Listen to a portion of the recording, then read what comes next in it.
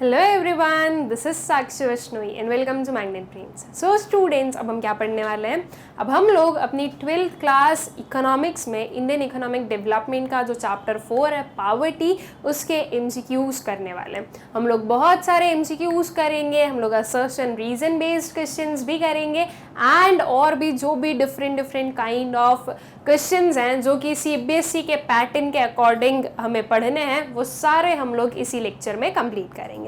मतलब कि इस पूरे लेक्चर में आपका जो पूरा चैप्टर है पॉवर्टी, उसके हम लोग बहुत सारे एमसीक्यू सॉल्व करने वाले हैं।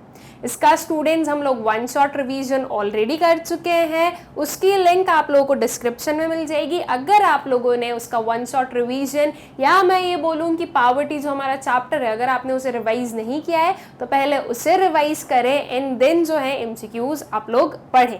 बिकॉज ये जो एमसीक्यूज हैं ये बने कहाँ से हैं? ये बने हैं आपके पूरे चैप्टर में से, तो उस चैप्टर के बारे में आपको सब कुछ पता होना बहुत ही ज़्यादा ज़रूरी है।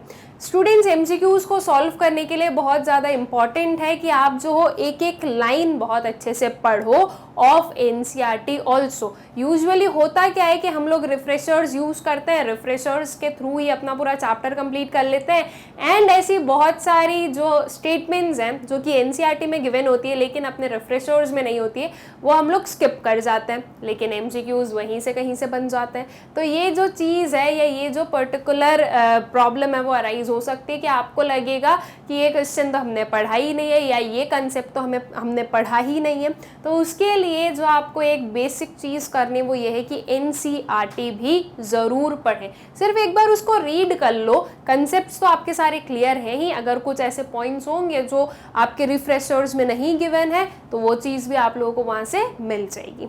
Okay, I hope so students की ये सारी चीज़ें आप लोगों को अच्छे से क्लियर होंगी। अब आते हैं अपने चैप्टर पर, दैट इज पॉवर्टी। पॉवर्टी में हम लोगों ने क्या पढ़ा?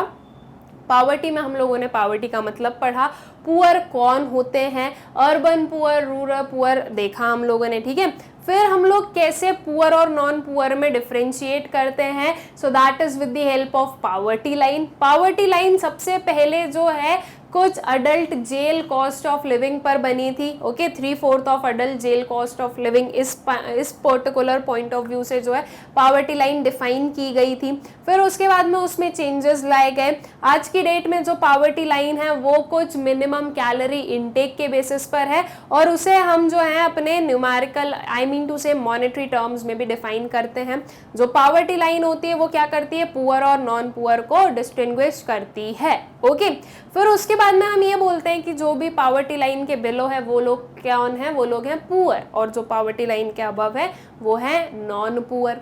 उसके बाद में हम लोगों ने कुछ देखे थे कि डिफरेंट काइंड्स ऑफ जो पुअर, मतलब कि कैटेगराइजिंग पॉवर्टी जो है उसमें हम लोगों ने देखा कुछ क्रोनिक पुअर, कुछ ट्रांजिएंट पुअर, कुछ नेवर पुअर वाले जो हैं, ठीक है, नॉन पुअर।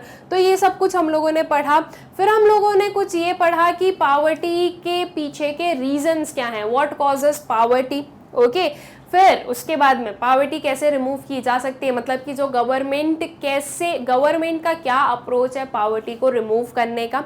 उसके अंदर बेसिकली हम लोगों ने 3 अप्रोचेस पढ़े थे, growth oriented approach, minimum basic need approach और जो हमारा पॉवर्टी एलिवेशन प्रोग्राम्स है, ठीक है। तीनों ही अप्रोच में डिफरेंट काइंड ऑफ अप्रोचेस या मेथड्स यूज किए गए बाय गवर्नमेंट। उसमें से हमें पता चला कि जो पॉवर्टी एलिवेशन प्रोग्राम्स हैं वो सबसे ज़्यादा जो है हेल्पफुल रहे पॉवर्टी को रिड्यूस करने में। Poverty as compared to previous some decades कम हुई है, लेकिन फिर भी आज भी हमारी कंट्री में पॉवर्टी बहुत ही ज़्यादा है। ओके, पॉवर्टी क्यों अराइज होती है, क्या रीजंस है, ये सब कुछ हम लोग बहुत ही अच्छे से डिटेल में पढ़ चुके हैं। आई होप सो कि आप लोगों को सब कुछ अच्छे से याद भी है। ओके, मैं हर एक चीज़ को अब यहाँ पर वापस रिपीट नहीं कर सकती, अदरवाइज ये तो वो हो जाएगा कि मैं पूरा चैप्टर ही आपको पढ़ाने लग गई, तो 2 घंटे मैंने चैप्टर पढ़ाया और फिर 2 घंटे हमारा एमसीक्यूज कंप्लीट हुए, तो ये जो है सिंपली वेस्ट ऑफ टाइम है। उसके लिए हमारा वन शॉट रिवीजन आप लोग के लिए रेडी ही है, तो आप लोग जो हो उसकी हेल्प ले सकते हो, ठीक है। तो आई होप सो कि ये सारी चीज़ें आप लोगों को अच्छे से क्लियर है। आई होप सो कि आप लोगों ने जो है अपना पूरा चैप्टर पढ़ लिया है। तो अब जो है हम स्टार्ट करते हैं अपने एमसीक्यूज के साथ में। ओके, सबसे पहले आता है हमारा फर्स्ट क्वेश्चन, क्या है? Who was the first to give the concept of poverty line in pre-independent India?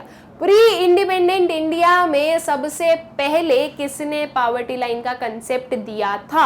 Options आपके पास में VK राव, अमृता सेन, दादा भाई नारोजी एंड RC देसाई। तो किसने दिया था स्टूडेंट्स जो हमारा जेल कॉस्ट ऑफ लिविंग वाला जो पावर्टी लाइन का जो कंसेप्ट था वो किसने दिया था इनमें से? So that was your option C, Dadabhai Naoroji. ठीक है, इन्होंने जो है सबसे पहले ये पावर्टी लाइन का कंसेप्ट लेके आए थे प्री इंडिपेंडेंट इंडिया में। और कौन सी थी वो थी आपकी जेल कॉस्ट ऑफ लिविंग वाली। ठीक है, अमृता सेन ने भी एक जो है पावर्टी को मेजर करने के लिए एक इंडेक्स लेकर आई थी वो, और उस इंडेक्स का नेम क्या है तो या क्या था, हाँ आयसुद से, तो जो अमृता सेन जी जो लेकर आई थी इंडेक्स उसे हम सेन इंडेक्स के नाम से जानते हैं। ओके, फिर नेक्स्ट क्वेश्चन पर आते हैं अपने। When did planning commission form a study group? Planning commission ने स्टडी ग्रुप कब फॉर्म किया था, कौन से ईयर में? 1962, 1979, 1989 एंड 2012। तो इसमें आपका करेक्ट ऑप्शन है students your option A, that is 1962। देखो मैं बहुत ही स्पेसिफिकली आप लोगों को बता सकती हूँ स्टूडेंट्स कि ये जो हमारे क्वेश्चंस हैं ये प्योरली मतलब कि ये वाला जो अगर मैं बोलूँ तो ये है प्योरली आपका NCERT बेस्ड क्वेश्चन। अगर आपने NCERT पढ़ी होगी ना तो आपको पता है कि हाँ ये क्वेश्चन आ सकता है, या आपको पता होगा कि ये ईयर है। अगर ये आपने कुछ और पढ़ी है, कोई रिफ्रेशर्स वगैरह पढ़ी है और अगर उसमें ये गिवन नहीं है तो आपको लगेगा ये क्वेश्चन कहीं आउट ऑफ द बॉक्स दे दिया है जो कि हमने पढ़ा ही नहीं है। लेकिन इसीलिए मैंने आपको बोला कि NCERT ज़रूर पढ़ें, बिकॉज NCERT में ऐसे जो लाइन में कुछ एक दो चीज़ें हो जाती है ना, दे देते हैं, वो बन जाते हैं अपने क्वेश्चन और फिर वो हमें बनते नहीं है। तो ये जो है ये आपकी NCERT का ही क्वेश्चन उठाया गया है, मतलब उसके ही एक्सट्रैक्ट में से लिया गया है। ठीक है, कि प्लानिंग कमीशन ने जो स्टडी ग्रुप है वो कब फॉर्म किया था, ईयर है 1962 में। अब ऐसे जो कुछ क्वेश्चंस होते हैं ये मेमोरी बेस्ड क्वेश्चन हो जाते हैं स्टूडेंट्स, इन्हें याद रखना पड़ेगा। इसमें समझने लायक तो कुछ है नहीं कि मैं आपको बोलूं कि देखो प्लानिंग कमीशन ने 1962 में ये किया था। अब इसमें समझाने लायक भी कुछ नहीं, मतलब कि ये जो एक ईयर है ये तो आपको याद ही रखना पड़ेगा, राइट। तो आई होप सो कि आप लोगों को याद होगा ये। ठीक है, तो आपका करेक्ट ऑप्शन कौन सा है, और ऑप्शन ए। फिर नेक्स्ट क्वेश्चन पर आए। When was task force on projection of minimum needs and effective consumption demand was formed? फिर से ये एक मेमोरी बेस्ड क्वेश्चन है हमारा, जिसमें कि हमारे पास में ईयर्स गिवन है और हमें जो है करेक्ट ईयर चूज करना है। तो कब task force on projection of minimum needs and effective consumption demand form की गई थी? तो ये था इन द ईयर 1979, मतलब कि जो आपका ऑप्शन बी है ये आपका करेक्ट ऑप्शन है। देखो इस ईयर में अब इस तरह से याद रख सकते हो, 1962 में क्या हुआ था, प्लानिंग कमीशन ने एक स्टडी ग्रुप फॉर्म किया था। 1979 में जो है task force on projection of minimum needs and effective consumption demand जो है वो फॉर्म हुई थी। तो ये ईयर कौन सा हो गया, ये ईयर हो गया आपका 1979। आई होप सो कि आप लोग जो हो ये ईयर्स को याद रखने वाले हो। देखो इकोनॉमिक्स में बहुत ज़्यादा ईयर्स नहीं है कि आपको बहुत ज़्यादा प्रॉब्लम हो। आप लोग तो भाई हिस्ट्री वगैरह पढ़ के आए हो, राइट। मतलब कि हमने जब तक अपनी 10th कंप्लीट कर दी है तो 10th तक हिस्ट्री वगैरह में जितने डेट्स वगैरह होते हैं उतने तो किसी में नहीं होंगे। तो जब वो याद कर लिए तो ये कुछ ईयर्स को याद करना तो बहुत ही ईजी है, राइट। कुछ गिने चुने नंबर ऑफ ईयर्स हैं आपके पास में, और वो भी बेसिकली हम बात करें अगर बिल्कुल स्पेसिफिकली तो इंडियन इकोनॉमिक डेवलपमेंट में आपको ये ईयर्स वाले चीज़ें ज़्यादा देखने को मिलेगी।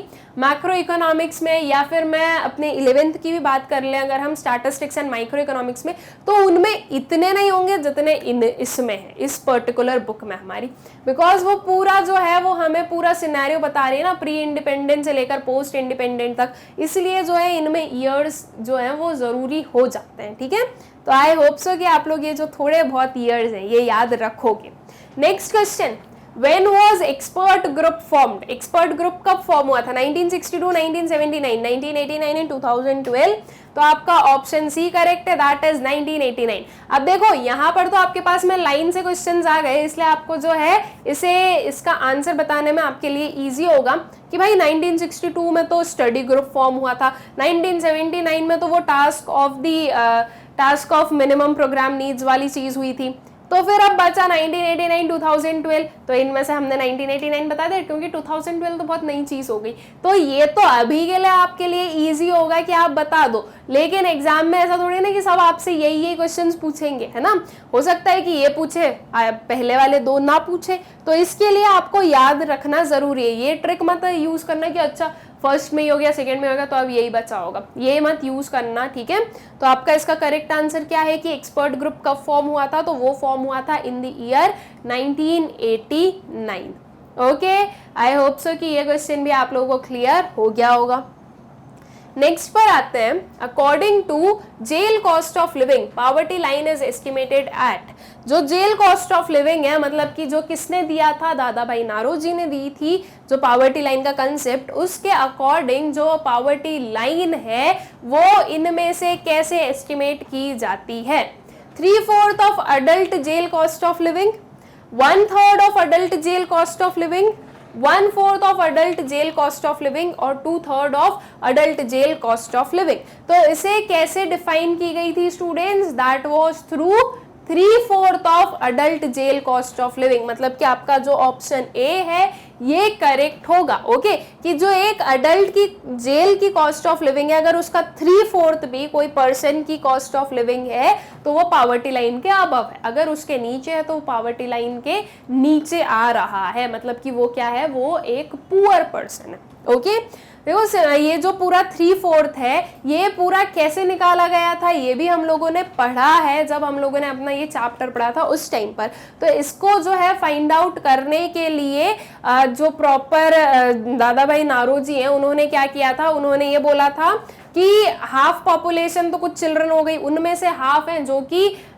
इसका हाफ खाते होंगे और कुछ इतना खाते होंगे, तो उस हिसाब से कुछ 1/6 एंड 1/2 करके जो पूरा हम ऐड करते हैं तो ये आता है हमारा 3/4 of adult jail cost of living. Okay, ये जो चीज़ें हैं स्टूडेंट्स ये सब कुछ हम अपने चैप्टर में पढ़ चुके हैं। जब हम लोगों ने अपना पूरा डिटेल डिस्कशन देखा था ना, एक एक टॉपिक को पढ़ा था, उस टाइम पर हम ये सब कुछ पढ़ चुके हैं। तो अगर आप लोगों ने आपका चैप्टर अच्छे से कंप्लीट किया होगा तो आप लोगों को इन्हें ये जो MCQs है इन्हें सॉल्व करने में कोई भी प्रॉब्लम नहीं आने वाली है। ओके, तो आई होप सो कि ये क्वेश्चन भी आप लोगों को क्लियर होगा। फिर नेक्स्ट क्वेश्चन पर आते हैं, Which of the following is a self-employment generation program? देखो हमें पता है गवर्नमेंट जो पॉवर्टी एलिवेशन प्रोग्राम लाई स्टूडेंट्स, उसमें दो काइंड ऑफ प्रोग्राम्स लाई। एक थे सेल्फ एम्प्लॉयमेंट जनरेशन प्रोग्राम और एक थे क्या? Wage Employment generation Programme. Self employment में क्या था कि गवर्नमेंट जो है वो कुछ फाइनेंसेस प्रोवाइड कर रही है, वो मतलब कि पुअर लोगों को हेल्प प्रोवाइड कर रही है, सपोर्ट प्रोवाइड कर रही है कि आप लोग जो हो खुद के कोई वेंचर्स ओपन करो, खुद का कोई काम ओपन करो और उसमें वर्क करो, मतलब कि आप किसी के ऊपर डिपेंडेंट मत रहो, आप सेल्फ एम्प्लॉयड बनो। और कुछ वेज एम्प्लॉयमेंट प्रोग्राम्स भी लाई थी जिनमें जो है गवर्नमेंट लोगों को काम प्रोवाइड कर रही थी और वो लोग काम कर रहे थे और गवर्नमेंट उन्हें मनी दे रही थी, मतलब कि उनके जो भी वेजेस या सैलरीज हैं वो उन्हें प्रोवाइड कर रही थी। तो वो थे आपके वेज एम्प्लॉयमेंट प्रोग्राम्स। अब हमसे पूछा गया है कि इनमें से कौन से हैं जो कि सेल्फ एम्प्लॉयमेंट जनरेशन प्रोग्राम का पार्ट है। ये भी स्टूडेंट्स आप लोगों को याद रखना है, ठीक है। हम लोगों ने डिफरेंट प्रोग्राम्स पढ़े हैं, वेज एम्प्लॉयमेंट में भी एंड सेल्फ एम्प्लॉयमेंट में भी। तो आप लोगों को जो है याद रखना पड़ेगा कि कौन से प्रोग्राम का मतलब क्या होता है, कौन से प्रोग्राम में क्या गवर्नमेंट ने किया था और कौन से प्रोग्राम आपके सेल्फ एम्प्लॉयमेंट में आते हैं और कौन से प्रोग्राम आपके वेज एम्प्लॉयमेंट में आते हैं। ओके, अब ऑप्शंस देखें हम लोग, तो आपका ऑप्शन ए है प्राइम मिनिस्टर रोजगार योजना, ऑप्शन बी है स्वर्ण जयंती शहरी रोजगार योजना, ऑप्शन सी है Rural employment generation Programme and option D है ऑल ऑफ दी अबव। तो इनमें से जब हम बोल रहे हैं सेल्फ एम्प्लॉयमेंट तो हमारा ऑप्शन डी करेक्ट होगा, that is all of the above. ये जो तीनों प्रोग्राम्स हैं ये आपके किसके पार्ट हैं? ये पार्ट है आपके सेल्फ एम्प्लॉयमेंट जनरेशन प्रोग्राम के। अब आप ये बिल्कुल ध्यान रखना, मतलब कि ये चीज मत कीजिएगा कि आप बोलोगे कि हम ना इनके नेम्स देखकर बताएंगे कि ये सेल्फ एम्प्लॉयमेंट या वेज एम्प्लॉयमेंट है। अगर आप इनके नेम्स देखकर बताओगे तो ये सारे ही जो है ये आपके वेज एम्प्लॉयमेंट में हो जाएगा। क्या है? प्राइम मिनिस्टर रोजगार योजना। तो इसे आप जो हो मिस इंटरप्रेट कर सकते हो कि अच्छा हो सकता है कि गवर्नमेंट ने, मतलब कि प्राइम मिनिस्टर ने इसमें बोला होगा कि प्राइम मिनिस्टर इसमें रोजगार प्रोवाइड कर रहे हैं। ये आप मिस इंटरप्रिटेशन कर सकते हो, ठीक है। और स्पेशली अगर हम बोलें ये सी वाले ऑप्शन का, रूरल एम्प्लॉयमेंट जनरेशन प्रोग्राम, तो इसमें तो आप बोलोगे कि अच्छा इसमें तो गवर्नमेंट जो है वो रूरल एम्प्लॉयमेंट जनरेट कर रही होगी, रूरल एरियाज में एम्प्लॉयमेंट जनरेट कर रही होगी, तो इसमें तो आप पक्का कंफ्यूज हो जाओगे। इसलिए स्टूडेंट्स आपको एक एक चीज पता होना जरूरी है। इसीलिए आप लोगों को पता होना चाहिए कि हर एक प्रोग्राम का मतलब क्या होता है।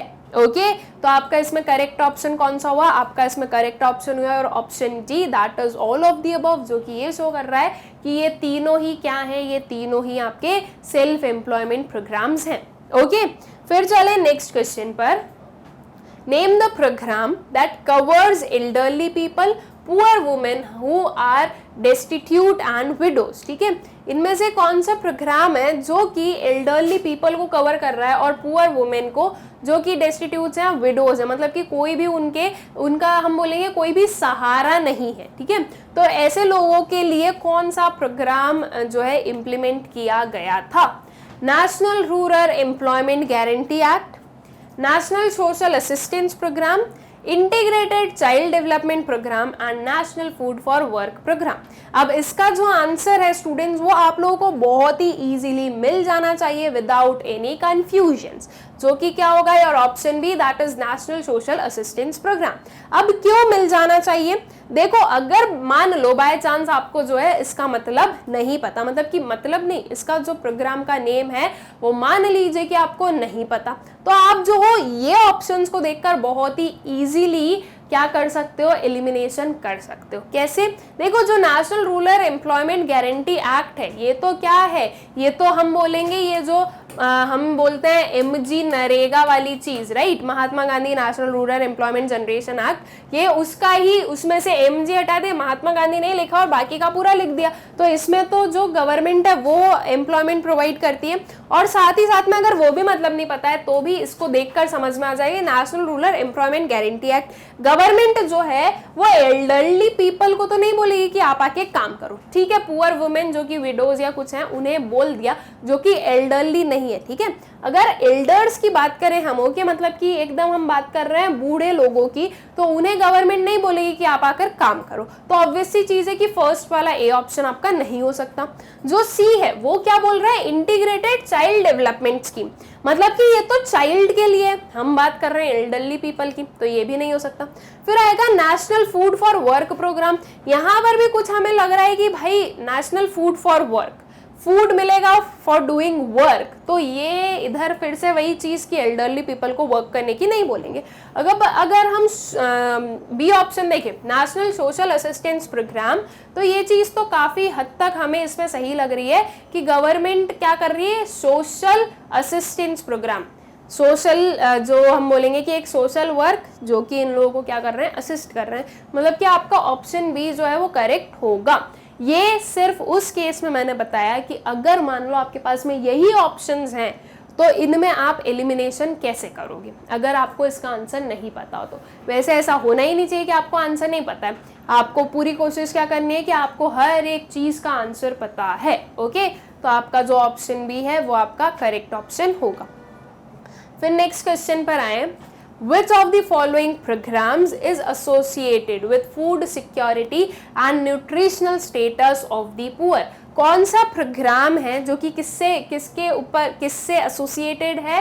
Which is associated with food security and nutritional status of the poor?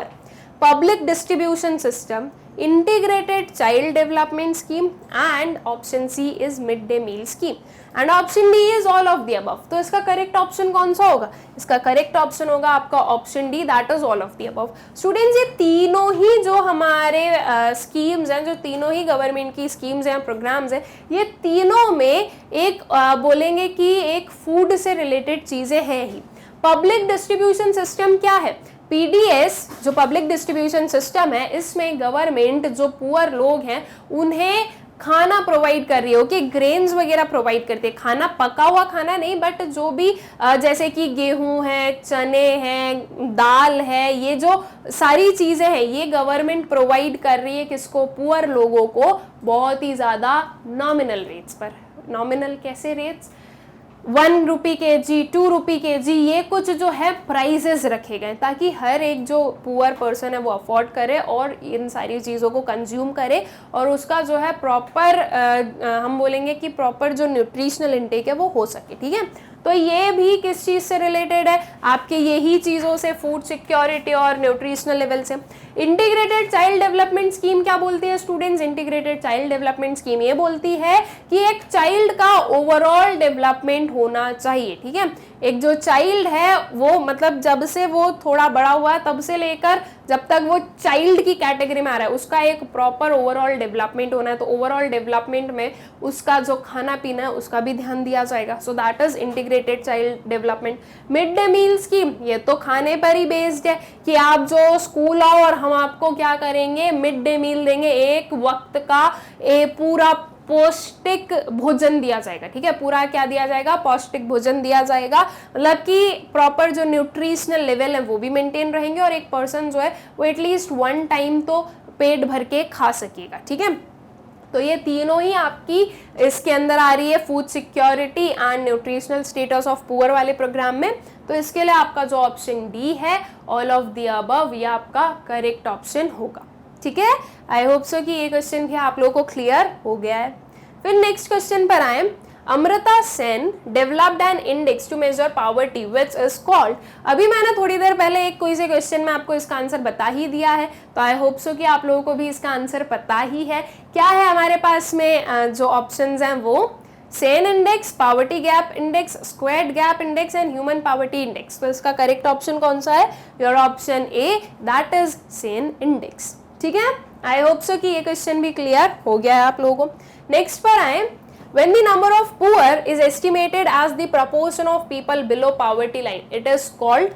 जब नंबर ऑफ पीपल जब नंबर ऑफ पुअर कैसे एस्टिमेट किए जा रहे हैं? वो एस्टिमेट किए जा रहे हैं proportion of people below poverty line. Okay, कितने लोग हैं जो कि बिलो पावर्टी लाइन आ रहे हैं उसके बेसिस पर जब हम लोग नंबर ऑफ पुअर एस्टिमेट करते हैं तो इसे क्या कहा जाता है?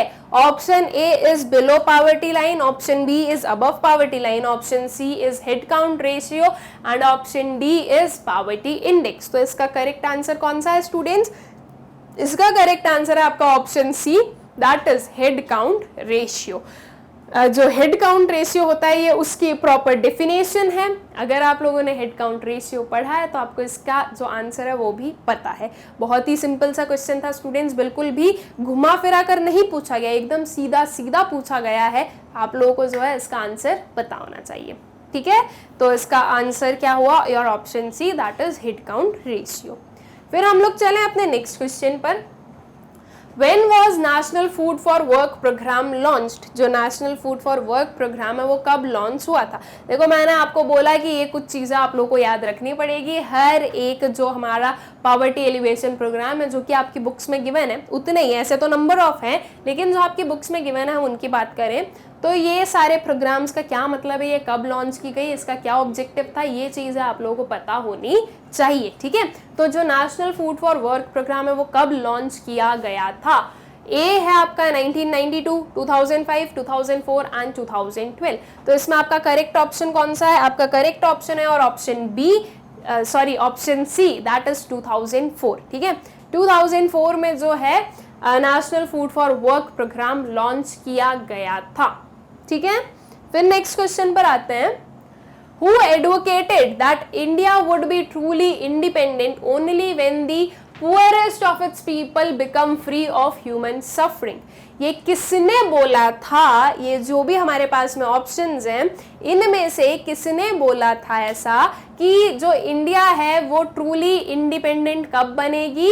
ये ट्रूली इंडिपेंडेंट तब बनेगी जब हमारे जो पुअरेस्ट लोग हैं वो भी इस ह्यूमन सफरिंग से, मतलब कि इस पॉवर्टी से बाहर आ जाएंगे, तब जो है इंडिया क्या बनेगी? इंडिपेंडेंट बनेगी ट्रू सेंस में। ये चीज या ये स्टेटमेंट किसने बोली थी? Options are Mahatma Gandhi, Indira Gandhi, Jawaharlal Nehru and Subhash Chandra Bose. तो आपका करेक्ट ऑप्शन कौन सा है? Your option C, that is Jawaharlal Nehru. ठीक है, इन्होंने ये चीज बोली थी कि अगर हम ट्रू इंडिपेंडेंस चाहते हैं या अगर हम चाहते हैं कि या अगर हम बोले कि हमारी कंट्री ट्रूली इंडिपेंडेंट है तो उसके लिए ज़रूरी है कि जो पुअरेस्ट लोग हैं यहाँ के वो इस ह्यूमन सफरिंग से बाहर आए। ओके, तो आई होप सो कि ये क्वेश्चन भी आप लोगों को क्लियर हो गया है। फिर नेक्स्ट क्वेश्चन अगर हम देखें तो poverty is a dash problem. Poverty कैसी प्रॉब्लम है? Social, economic, political and all of the above.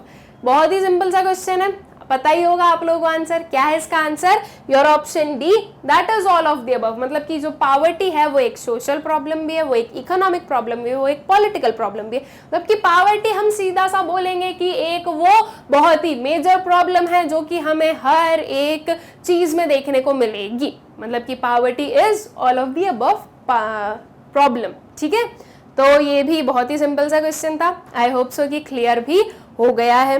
Next question पर आए, Which one of the following state in India has focused more on human resource development?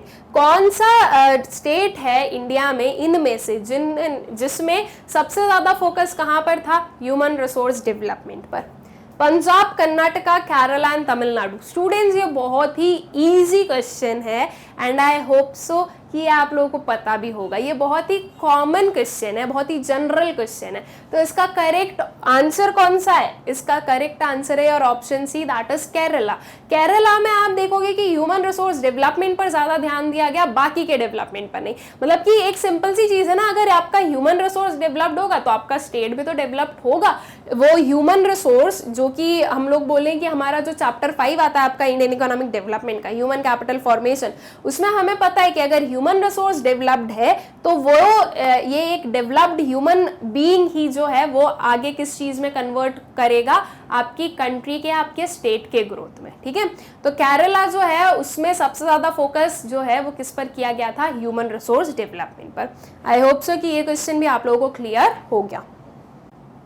फिर आता है next question, Which of the following program was launched in the year 2000? अब हमें बताना है कि 2000 में कौन सा प्रोग्राम लॉन्च हुआ था। ऑप्शंस है आपके पास में, national Rural Employment Guarantee act, prime Minister Rozgar योजना, स्वर्ण जयंती ग्राम स्वरोजगार योजना एंड प्रधानमंत्री ग्रामोदय योजना। तो इसमें से कौन सा हुआ था 2000 में? सो that was your right option is option D, प्रधानमंत्री ग्रामोदय योजना। ठीक है, जैसे कि मैंने आपको बोला कि आप लोगों को जो है इनके ईयर्स भी पता होने चाहिए, तो अगर ईयर पता होगा तो आप जो ये जो भी प्रोग्राम है वो इजीली बता सकोगे। ठीक है, तो आपका करेक्ट ऑप्शन कौन सा है? और option D.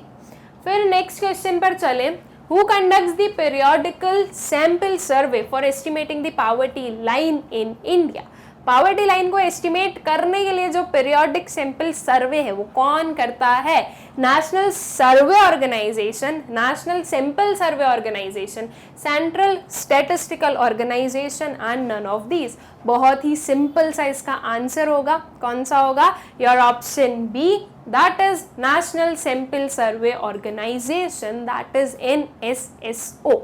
Okay, I hope so कि ये क्वेश्चन भी क्लियर होगा। स्टूडेंट्स, ये सारी चीज़ें जो है ये हम लोगों ने पढ़ी है। अगर आपने चैप्टर अच्छे से पढ़ा होगा तो आपको जो है ये सारी चीज़ें, ये जो सारे क्वेश्चन हैं वो बहुत ही ईजी लग रहे होंगे। फिर नेक्स्ट क्वेश्चन पर आए हम लोग, Which scheme was started in 1993 to create self-employment opportunities for educated unemployed youth in rural areas and small towns? कौन सी स्कीम स्टार्ट हुई थी 1993 में? किस पर्पस से? सेल्फ एम्प्लॉयमेंट अपॉर्चुनिटीज के पर्पस से, जो कि एजुकेटेड अनएम्प्लॉयड यूथ के लिए बनाई गई थी। ठीक है, तो क्या क्या हमारे पास में ऑप्शंस हैं? Prime Minister Rozgar Yojana, National Rural Employment Guarantee Act, Rural employment generation Programme and Swarna Jayanti Gram Swarozgar योजना। तो आपका करेक्ट ऑप्शन कौन सा है students? Your correct option is option A, that is prime Minister Rozgar योजना। ओके, इस योजना के अंदर जो है ये चीज बोली गई थी या ये इसलिए इंप्लीमेंट की गई थी ताकि जो एजुकेटेड अनएम्प्लॉयड यूथ है रूरल एरियाज में, वो उनका जो सेल्फ एम्प्लॉयमेंट है वो हो सके। ओके, तो आपका करेक्ट ऑप्शन कौन सा हुआ? Your option A. I hope so कि ये भी आप लोगों को क्लियर होगा। फिर नेक्स्ट क्वेश्चन पर आते हैं, for how many days NREGA guarantees employment, कितने दिनों तक जो है नरेगा, मतलब कि ये जो हमारा MG नरेगा वाली जो स्कीम है उसमें कितने दिन का गारंटीड एम्प्लॉयमेंट मिलता है? सो दैट इज फॉर 70, 80, 90, 100। बहुत ही इजी क्वेश्चन है, क्या होगा? 100 डेज। आपका ऑप्शन डी जो है ये आपका करेक्ट ऑप्शन होगा। ओके, फिर नेक्स्ट क्वेश्चन पर आते हैं अपने, Which among the following schemes was started in the year 2000 for the indigent senior citizens? कौन सी स्कीम स्टार्ट हुई थी 2000 में, किसके लिए? इंडिजेंट सीनियर सिटीजन्स के लिए। ऑप्शंस है आपके पास में, A PDS that is Public Distribution System, B is NFWP National Food for Work Programme, C is SGSY that is Swarna Jayanti Gram Swarozgar योजना, और डी है आपकी NAPS that is national Annapurna scheme. तो इसका करेक्ट ऑप्शन कौन सा है? ये तीन तो आपको पता है ना क्या होता है, बचा चौथा दैट इज ऑप्शन डी, जो कि क्या है? National Annapurna scheme.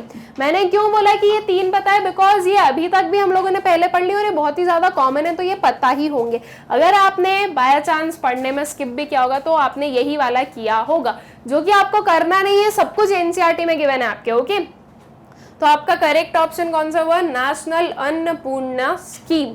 ठीक है, या आप लोगों को ध्यान रखना है स्टूडेंट्स, ये सारी स्कीम्स आप लोगों को पता होना चाहिए। पावर्टी जो हमारा चैप्टर है उसमें से अगर कुछ डिफिकल्ट काइंड ऑफ क्वेश्चंस बन सकते हैं ना तो वो यही है, क्योंकि यही तो सबसे बड़ी प्रॉब्लम आती है कि एक एक स्कीम को याद रखना, उनके ईयर को याद रखना, और वो किस मोटिव से जो है इम्प्लीमेंट की गई थी या वो जो स्कीम है वो लॉन्च की गई थी, वो मोटिव पता हो ना। तो ये सब कुछ पता होना चाहिए आपको हर एक स्कीम का।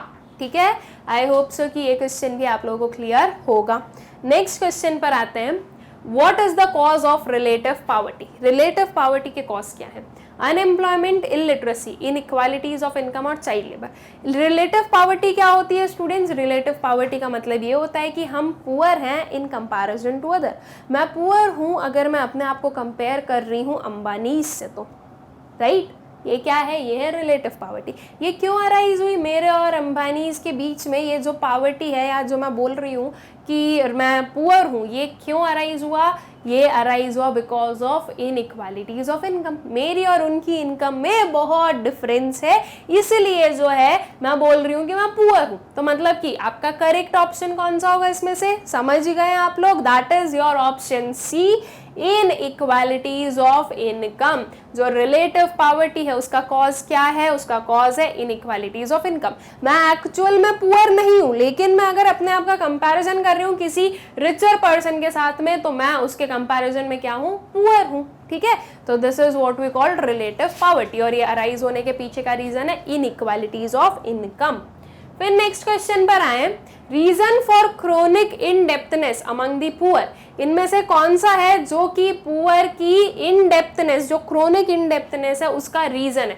पहले हम ऑप्शंस पढ़ लेते हैं सारे। ऑप्शन ए है poor work mainly as landless agricultural labourers.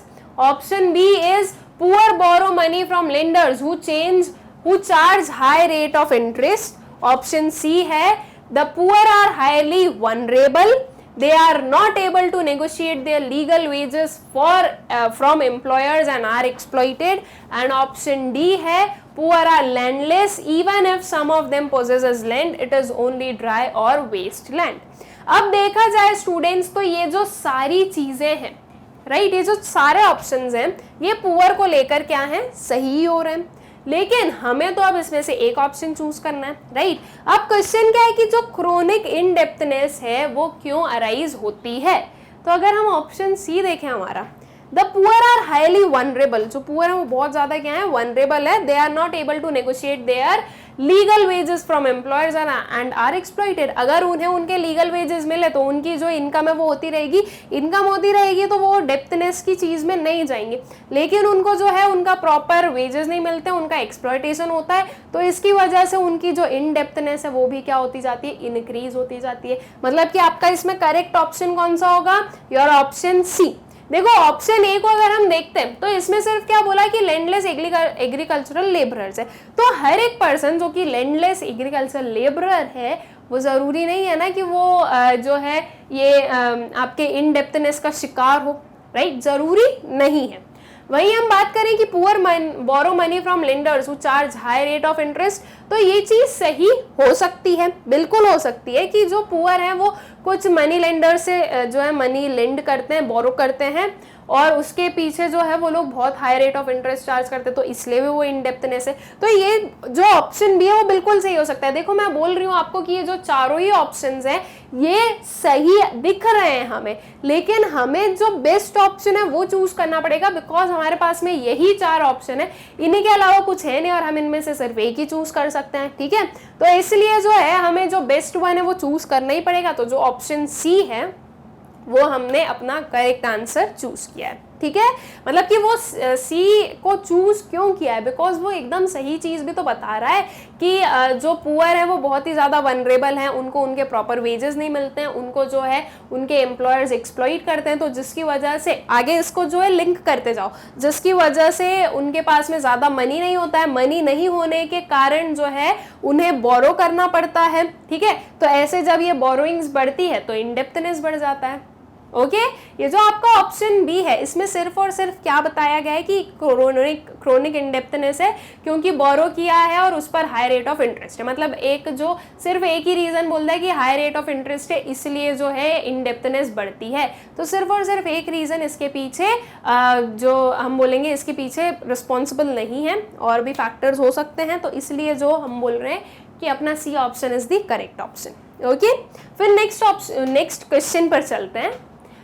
How economist identify the poor. Economist के अकॉर्डिंग पुअर कौन होता है या पुअर को वो कैसे आइडेंटिफाई करते हैं। ऑप्शंस देखें, on the basis of their wealth, option B is on the basis of their annual income, option C on the basis of their occupation and ownership of assets, and option D on the basis of their savings. तो ये हमें अब economist के according बताना है कि economist जो है वो पुअर को कैसे आइडेंटिफाई करते हैं।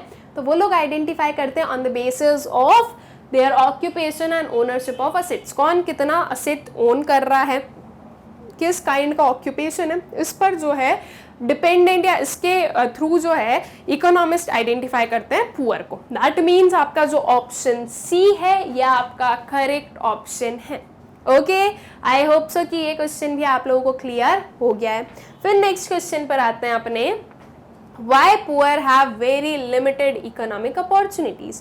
पुअर लोगों के पास में लिमिटेड इकोनॉमिक अपॉर्चुनिटीज क्यों होती है, उसके पीछे के क्या रीजंस हैं। Option A, as they live in rural areas, option B scarcity of funds, option C lack of basic literacy and skills, and option D all of these. तो poor की जो इकोनॉमिक लिमिटेड इकोनॉमिक अपॉर्चुनिटीज होने के पीछे का reason क्या है students, क्योंकि वो रूरल एरियाज में रहते हैं। क्या ये चीज सही है? बिल्कुल सही है। देखो रूरल एरियाज में जो है आपको बहुत ज्यादा अपॉर्चुनिटीज नहीं मिलती है, आपको बहुत ही लिमिटेड अपॉर्चुनिटीज मिलेगी, मेनली जो एग्रीकल्चर सेक्टर है वो मिलेगा, या फिर थोड़ी बहुत जो इधर उधर की वो बस थोड़ी बहुत होती है, वो कोई बहुत ज्यादा अपॉर्चुनिटीज नहीं मिलती है, ठीक है। तो एक रीजन तो ये बचा। Then comes scarcity of funds. Scarcity of funds होना, पुअर लोगों के पास में इतना मनी नहीं है कि वो किसी भी चीज में इन्वेस्ट कर सके या फिर वो जो है उसका यूटिलाइजेशन किसी और वे में कर सके, तो स्केर्सिटी ऑफ फंड्स जो है वो भी एक रीजन है। ऑप्शन सी है lack of basic literacy and skills. तो ऑब्वियसली चीज है कि ये चीज भी हमें देखने को मिलती है, पुअर लोगों में स्किल्स नहीं है, वो लोग लिटरेट नहीं है, इसलिए जो है उनके लिए अपॉर्चुनिटीज कम खुली हुई है, उनको जो है फॉर्मल सेक्टर में वर्क नहीं मिलता है, उन्हें यूजुअली इनफॉर्मल सेक्टर में अनगारंटीड वर्क जो होता है वो मिलता है, ठीक है। मतलब कि उनके वर्क की कोई गारंटी वगैरह नहीं होती है और मोस्टली ये होता है कि ज़्यादा वर्क अपॉर्चुनिटीज़ मिलती नहीं, कुछ गिनी चुनी 2-4 अपॉर्चुनिटीज़ कि या तो कुछ मैनुअल वर्क कर लो या कुछ ऐसा ही वर्क, तो मतलब कि उन्हें बहुत ज़्यादा अपॉर्चुनिटीज़ नहीं मिलती है, राइट। तो मतलब कि ये तीनों ही हमें लग रहा है, तो आपका कौन सा करेक्ट ऑप्शन होगा, और option D, that is all of these, कि इन सभी के कारण जो है बहुत ही लिमिटेड अपॉर्चुनिटीज देखने को मिलती है पुअर लोगों के पास में। ओके, तो आई होप सो कि ये क्वेश्चन भी आप लोगों को क्लियर हो गया होगा। नेक्स्ट पर आते हैं, in pre independent India who was the first to discuss the concept of the poverty line, किसने डिस्कस किया था पॉवर्टी लाइन का कंसेप्ट, आप लोगों को पता ही है, दैट इज योर ऑप्शन ए, दादा भाई नारोजी। ठीक है, आई होप सो कि ये क्वेश्चन तो अच्छे से क्लियर होगा, ये बिकॉज रिपीट हो गया एंड इस रिपीटेशन के लिए आई एम सॉरी, बाकी जो है इसका आंसर तो अब आप लोगों को समझ में आ ही गया होगा अच्छे से। ठीक है, फिर नेक्स्ट पर आते हैं, why per head availability of fund for cultivation has steadily declined, जो पर हेड अवेलेबिलिटी ऑफ लैंड है कल्टीवेशन के लिए वो डिक्लाइन क्यों हुआ है, उसके पीछे का क्या रीजन है। हम ऑप्शंस देखते हैं, हम चारों ऑप्शंस पढ़ेंगे और फिर उसके बाद में बताएंगे कि कौन सा करेक्ट ऑप्शन है। अगर हम ऑप्शन ए देखें, rapid growth of population and without alternative source of employment. Option B, lands and water bodies are getting polluted due to excessive and improper use of agrochemicals. Option C, drought has a massive impact on agriculture, land and on the ecosystem also. And option D, all of the above. तो कौन सा correct option होगा students की जो पर head availability of land है वो कम क्यों हो रही है। देखो एक लैंड है, ओके, अब हम बोलें कि 10 लोग हैं और ये लैंड है, ठीक है, तो इसका 10 पार्ट्स में क्या कर दिया, डिवीजन कर दिया, ये कुछ 10 पार्ट्स हो गए हमारे, ठीक है, ये 10 पार्ट्स हो गए, इस पार्ट ऐसे इस पूरे लैंड का इन 10 लोगों में डिवीजन कर दिया। अब हम देख रहे हैं कि पॉपुलेशन इंक्रीज हो रही है, ठीक है, पॉपुलेशन इंक्रीज हो रही है, ये चीज तो हमें पता ही है, ये 10 से हो गए कितने, 15, अब 15 हो गए और ये लैंड एरिया सेम ही है। अब इस 15 लोगों के लिए, ये मतलब हम पर हेड अवेलेबिलिटी बोल रहे हैं ना, मतलब कि हर पर्सन के लिए कितना अवेलेबल है, तो इस 10 लोगों को लिए जो हमने डिवाइड किया था उसको अब 15 लोगों में डिवाइड करना है। ओके, तो उसको हम कुछ डिवाइड कर देते हैं, ये बन गए हमारे 2, कुछ ये हो गए, तो कुछ इस वे में हम लोगों ने क्या कर दिया, डिवाइड कर दिया। ठीक है, अब ये कम हुआ, अब मान लो ये 15 से और 20 हो गए, तो इसमें और हम क्या करेंगे, डिविजन्स कर देंगे, ये पर हेड अवेलेबिलिटी कम होता जाएगा, पहले जिसे इतना मिल रहा था अब उसे इतना ही मिल रहा है, राइट। तो सिंपल सी चीज हमें समझ में क्या आ रही है कि जब पॉपुलेशन आपकी बहुत ज्यादा इंक्रीज हो रही है तो जो पर हेड अवेलेबिलिटी है, मतलब कि हर एक पर्सन को, एक पर्सन की अगर हम बात करें तो जो पर हेड अवेलेबिलिटी है वो कम होती जा रही है। ओके, तो आपका करेक्ट ऑप्शन कौन सा होगा, your option A, that is rapid growth of population and without alternative source of employment. अगर कोई अल्टरनेटिव सोर्स ऑफ एम्प्लॉयमेंट होता स्टूडेंट्स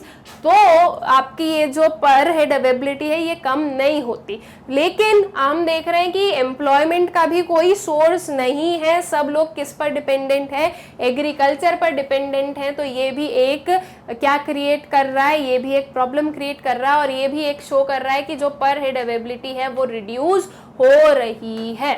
ओके, तो इसका करेक्ट ऑप्शन ए हुआ। आई होप सो कि आप लोगों को क्लियर है। अब अगर हम इसका बी और सी ऑप्शन देखें तो बी ऑप्शन तो बिल्कुल ही आउट ऑफ द कंटेक्स्ट दे दिया, कहीं से भी कुछ भी, मतलब कि अच्छा लैंड और जो ये है वाटर बॉडीज वो पल्यूट हो रही है एग्रोकेमिकल से, तो पर हेड अवेलेबिलिटी कम हो गई, ऐसा कुछ नहीं है। ठीक है, मतलब कि ठीक है इनकी वजह से इन्वायरमेंट पर इफेक्ट हो रहा है, लेकिन हमारा जो क्वेश्चन है उसका आंसर कौन कर रहा है, और option A. Okay, so I hope so कि ये क्वेश्चन भी क्लियर हो गया होगा। नेक्स्ट क्वेश्चन पर आते हैं, the government approach to poverty reduction was of dash dimensional. जो गवर्नमेंट का अप्रोच था पॉवर्टी रिडक्शन में वो कितने डायमेंशनल था, 1, 2, 3 एंड 4। तो ये मैंने आपको स्टार्टिंग में बताया जब हमारा वीडियो स्टार्ट हुआ था उसी टाइम पर, कितने डायमेंशनल का है, 3 डायमेंशनल, राइट। मतलब कि आपका ऑप्शन सी जो है वो करेक्ट है। कौन से 3 डायमेंशंस कौन से, growth oriented approach, poverty elevation programmes and basic amenities वाला, ओके, मिनिमम नीड रिक्वायरमेंट वाला जो हमारा अप्रोच है। तो ये 3 डायमेंशनल का क्या है, गवर्नमेंट के अप्रोच हैं पॉवर्टी को एलिवेट करने के, पॉवर्टी को रिड्यूस करने के। ओके, आई होप सो कि आप लोगों को ये क्वेश्चन अच्छे से क्लियर है स्टूडेंट्स। नेक्स्ट क्वेश्चन पर आए, growth oriented approach was not much successful because ये ऑप्शंस नहीं है, ऑप्शंस ये है, ठीक है, ये कुछ हमारे पास में अपने पॉइंट्स गिवन है, हमें बताना है कि कौन सा होगा इनमें से। तो जो ग्रोथ ओरिएंटेड अप्रोच है वो ज्यादा सक्सेसफुल नहीं हुआ because of population growth of the green revolution exacerbated, there was unwillingness and inability to redistribute land and जो फोर्थ वाली स्टेटमेंट है of unequal distribution of land and other assets। अब अगर हम ऑप्शंस देखें तो आपके पास में ए ऑप्शन है ओनली वन, मतलब कि सिर्फ और सिर्फ क्या बोल रहा है कि ऑफ पॉपुलेशन ग्रोथ, जो आपका ग्रोथ ओरिएंटेड अप्रोच है वो पॉपुलेशन ग्रो हो रही थी इसलिए वो सक्सेसफुल नहीं रहा। क्या सिर्फ यही आंसर आएगा? सिर्फ ये नहीं हो सकता, ठीक है। फिर आता है 1 और 2 कि पॉपुलेशन ग्रो कर रही है और ग्रीन रेवोल्यूशन जो है वो आ गया था, मतलब कि ग्रीन रेवोल्यूशन एक्सएग्रीबेटेड हम लोग देख रहे हैं। तो क्या ये दोनों सिर्फ होंगे? ये दोनों भी सिर्फ नहीं होंगे, तो ये बी ऑप्शन भी गलत है। सी है आपका 1, 2 और 3 एंड डी है आपका 1, 2, 3 और 4, ठीक है। तो अब हमें ये बताना है कि क्या है 1, 2, 3 है या 1, 2, 3, 4 है। तो इसका करेक्ट आंसर क्या है? इसका आपका करेक्ट आंसर है और ऑप्शन सी, दैट इज 1, 2 और 3। जो ग्रोथ ओरिएंटेड अप्रोच था उसमें हम वो सक्सेसफुल क्यों नहीं था? बिकॉज उसमें हमने देखा high population growth, green revolution exacerbated और जो अनविलिंगनेस और इनएबिलिटी थी टू रीडिस्ट्रीब्यूट लैंड, ये सब कुछ मिलाकर जो है ग्रोथ ओरिएंटेड अप्रोच को अनसक्सेसफुल बनाया इन सारी चीजों ने। मतलब कि आपका जो ऑप्शन सी है जो कि बोल रहा है कि statement 1, statement 2 and statement 3 are correct, ये आपका करेक्ट ऑप्शन है। Okay, so I hope so कि ये क्वेश्चन आप लोगों को क्लियर हो गया है। फिर नेक्स्ट क्वेश्चन पर आते हैं हम लोग अपने which is not belongs to poverty elevation program। Okay, इनमें से कौन सा है जो कि poverty elevation program को belong नहीं कर रहा है?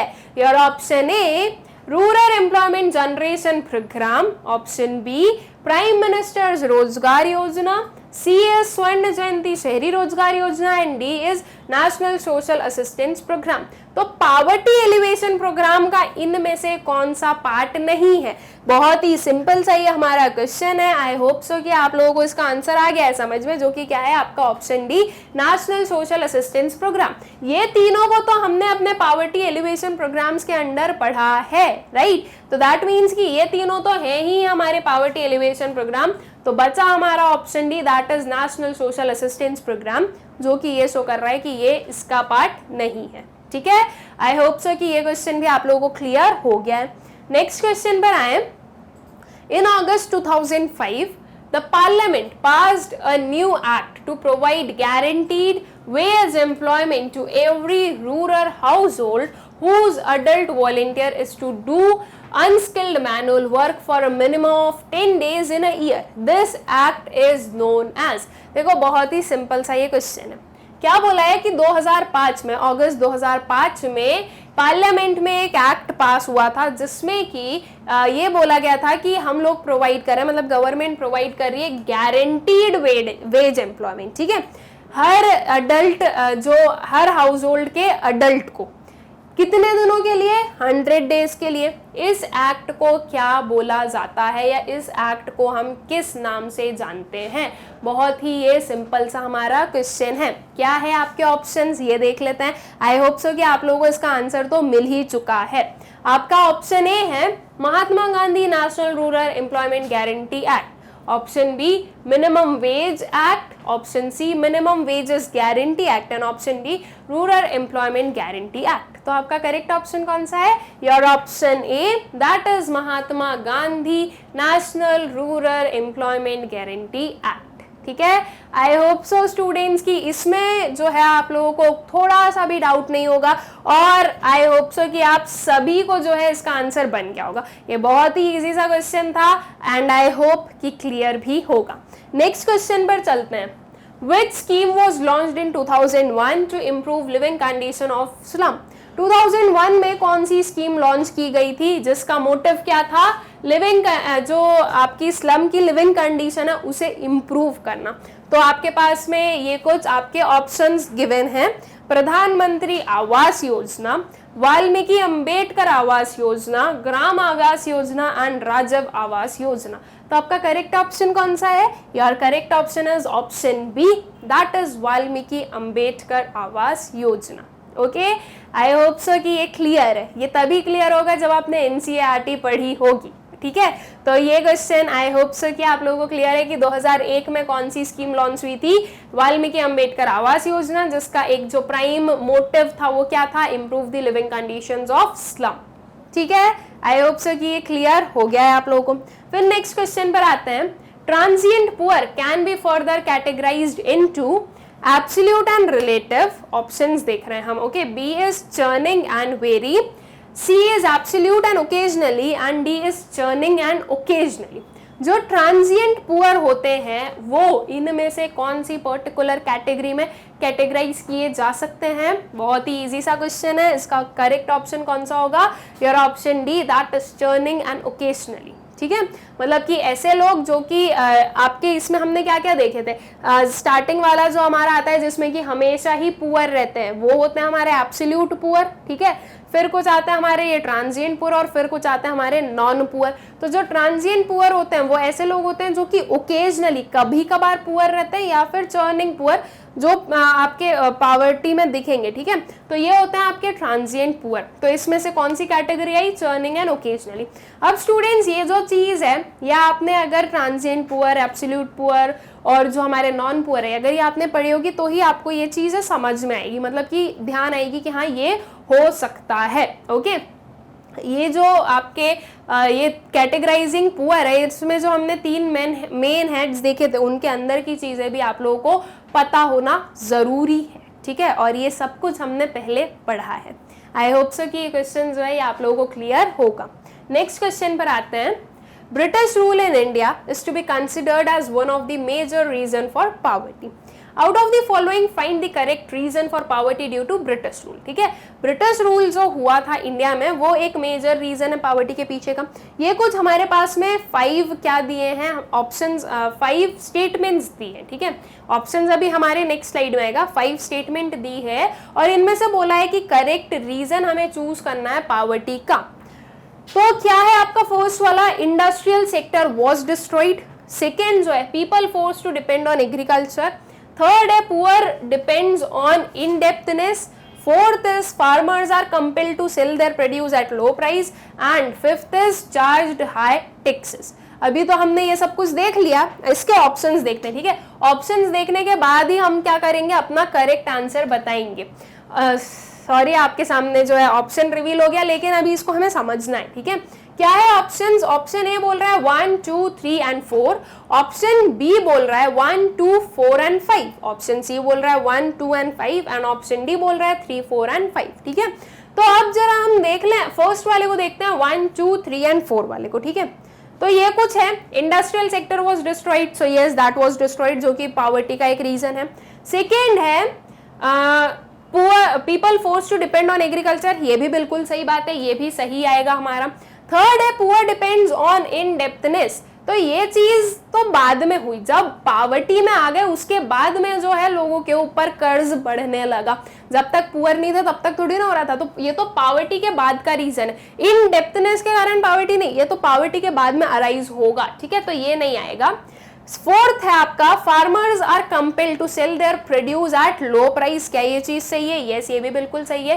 एंड फिफ्थ है चार्ज्ड हाई टैक्सेस, जो ब्रिटिशर्स है उन्होंने क्या किया था, हाई टैक्सेस भी चार्ज किए थे। राइट, मतलब कि आपका ये ऑप्शन सही होना चाहिए जिसमें कि 1, 2, 4 एंड 5 जो है वो हमारा करेक्ट बता रहा हो। तो ऐसा ऑप्शन कौन सा है? पता ही है आप लोगों को कौन सा है, अभी हमने देख ही लिया था, वो है आपका ऑप्शन बी, जो कि बोल रहा है 1, 2, 4 एंड 5। ठीक है, तो आई होप सो कि ये क्वेश्चन आप लोगों को क्लियर होगा। देखो, इस काइंड से पूछे जा सकते हैं, आपको 2-3 स्टेटमेंट दे दिया, अब इसमें से कौन सी करेक्ट है वो आपको बतानी है। तो इसके लिए आपका जो चूज करने का जो पूरा मैटर है वो सही होना चाहिए। ठीक है, मतलब कि आपको चूज करते आना चाहिए कि कौन सी चीज सही है और कौन सी चीज गलत है। ठीक है, आई होप सो कि ये क्वेश्चन भी आप लोगों को क्लियर हो गया होगा। फिर आता है question, United Nations development programme has identified 2 categories of poverty. अब जो यूनाइटेड नेशंस डेवलपमेंट प्रोग्राम है उनमें जो पॉवर्टी है वो कोई 2 कैटेगरी में जो है डिटरमाइन की गई, आइडेंटिफाई की गई। ओके, हमारे पास में यहाँ पर 6 कैटेगरीज है, इनमें से हमें 2 कैटेगरी बतानी होगी। और पहले हम देख लें कि 6 कैटेगरीज कौन सी है।